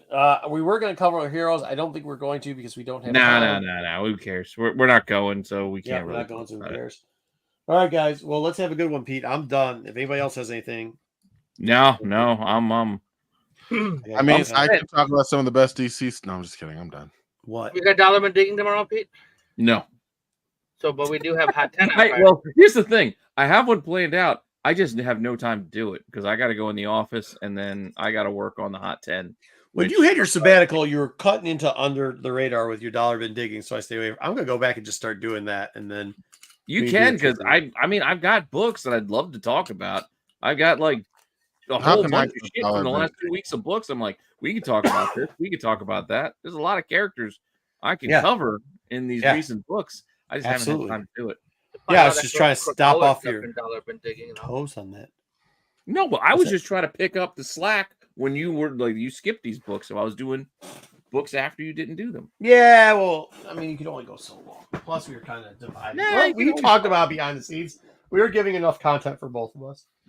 So, I know. All right, so 9 o'clock on Friday, we'll have the Hot 10 show. And following that, you'll see the qualified with the boys. What's going on? What's their spotlight on Friday? Anybody know? This check week? The chat. I don't think Joe told me yet. Check the chat in about 10 seconds, and you'll see what the spotlight is. Frank Cho. Frank Cho spotlight. Nice. I like Frank Cho this week. Well, they're probably going to get limited monetization, but Joe, you got to show the. You got to show the bare booty Cho on Jungle. Just don't get us in trouble. Saturday night SNS with the boys. I heard there's gonna be a special guest on there. And then Sunday, special guest on there? Yeah, there will be. Yeah, I think Kyle might miss it again, but this is planned, and I think they have their Kyle fill in, yeah. And then Sunday, Star Wars. They're gonna get way deep more into the Acolyte, so you can hear all the. Just a great show. It's just a great show. It is. It is. It's like wrangling guys in because they just go. You can get Wayseeker's opinion on this yet. Yeah, he's ready. He's ready and waiting and doing weird stuff. So he's gonna get. Kyle might show up on Sunday too to give you his opinion on Acolyte, And then Monday you'll get the Wednesday watch list from Pete, so Yep. you know what Yep. comics look. I'll have the watch list ready. All right, I'm gonna join him. And hopefully this Friday when I do the Hot Mhm. 10, hopefully I'll do it with sound the first time around. Oh, nice. Oh, you don't know how many messages people like. I'm on the road. I don't know what you guys. I know. are Then you talking call. about. I'm like, I got it. I'm working on it right now. Leave me Yeah. alone. Well, I was like, listen, too many. I had too many. By the third or fourth one, I'm like, stop blowing up my phone. Yeah, it's because I didn't realize like my laptop just got full. Like there was no like memory space left. Hard I drive had is so done. many The same thing videos. happened to me the other day. Yeah, I had so many videos that I didn't move from the Yeah. laptop to my external drive Yeah. that it just there was no room to place. So I think that's what messed up the edit. I think it screwed up the sound, and I didn't check it because I just assumed, oh, it's done, it's fine, and just went with it. Well, Well, what are you that gonna being do? said, we will have sound this week. So We will have sound. I'll make sure we got sound this week. Let So there be sound. that said, Look, there's it's sound. after midnight. Thanks for hopping in, Corbin. We've missed you, bud. Yeah, Corbin. Oh, I gotta stick around. And, you Oh, should it's come good to to see Baltimore with us, Corbin. We got a big thing planned. Oh, what? Yeah. Tomorrow? Week, none. Baltimore? Yeah, fuck September? Motor City. Wait, Come to what's up? Baltimore. Okay, when is that? We'll Okay. talk after this. 'cause September? I'll- Sounds good. Sounds good. yeah. thanks everybody for hanging out. You guys are awesome. See you next week. All right. Later, all.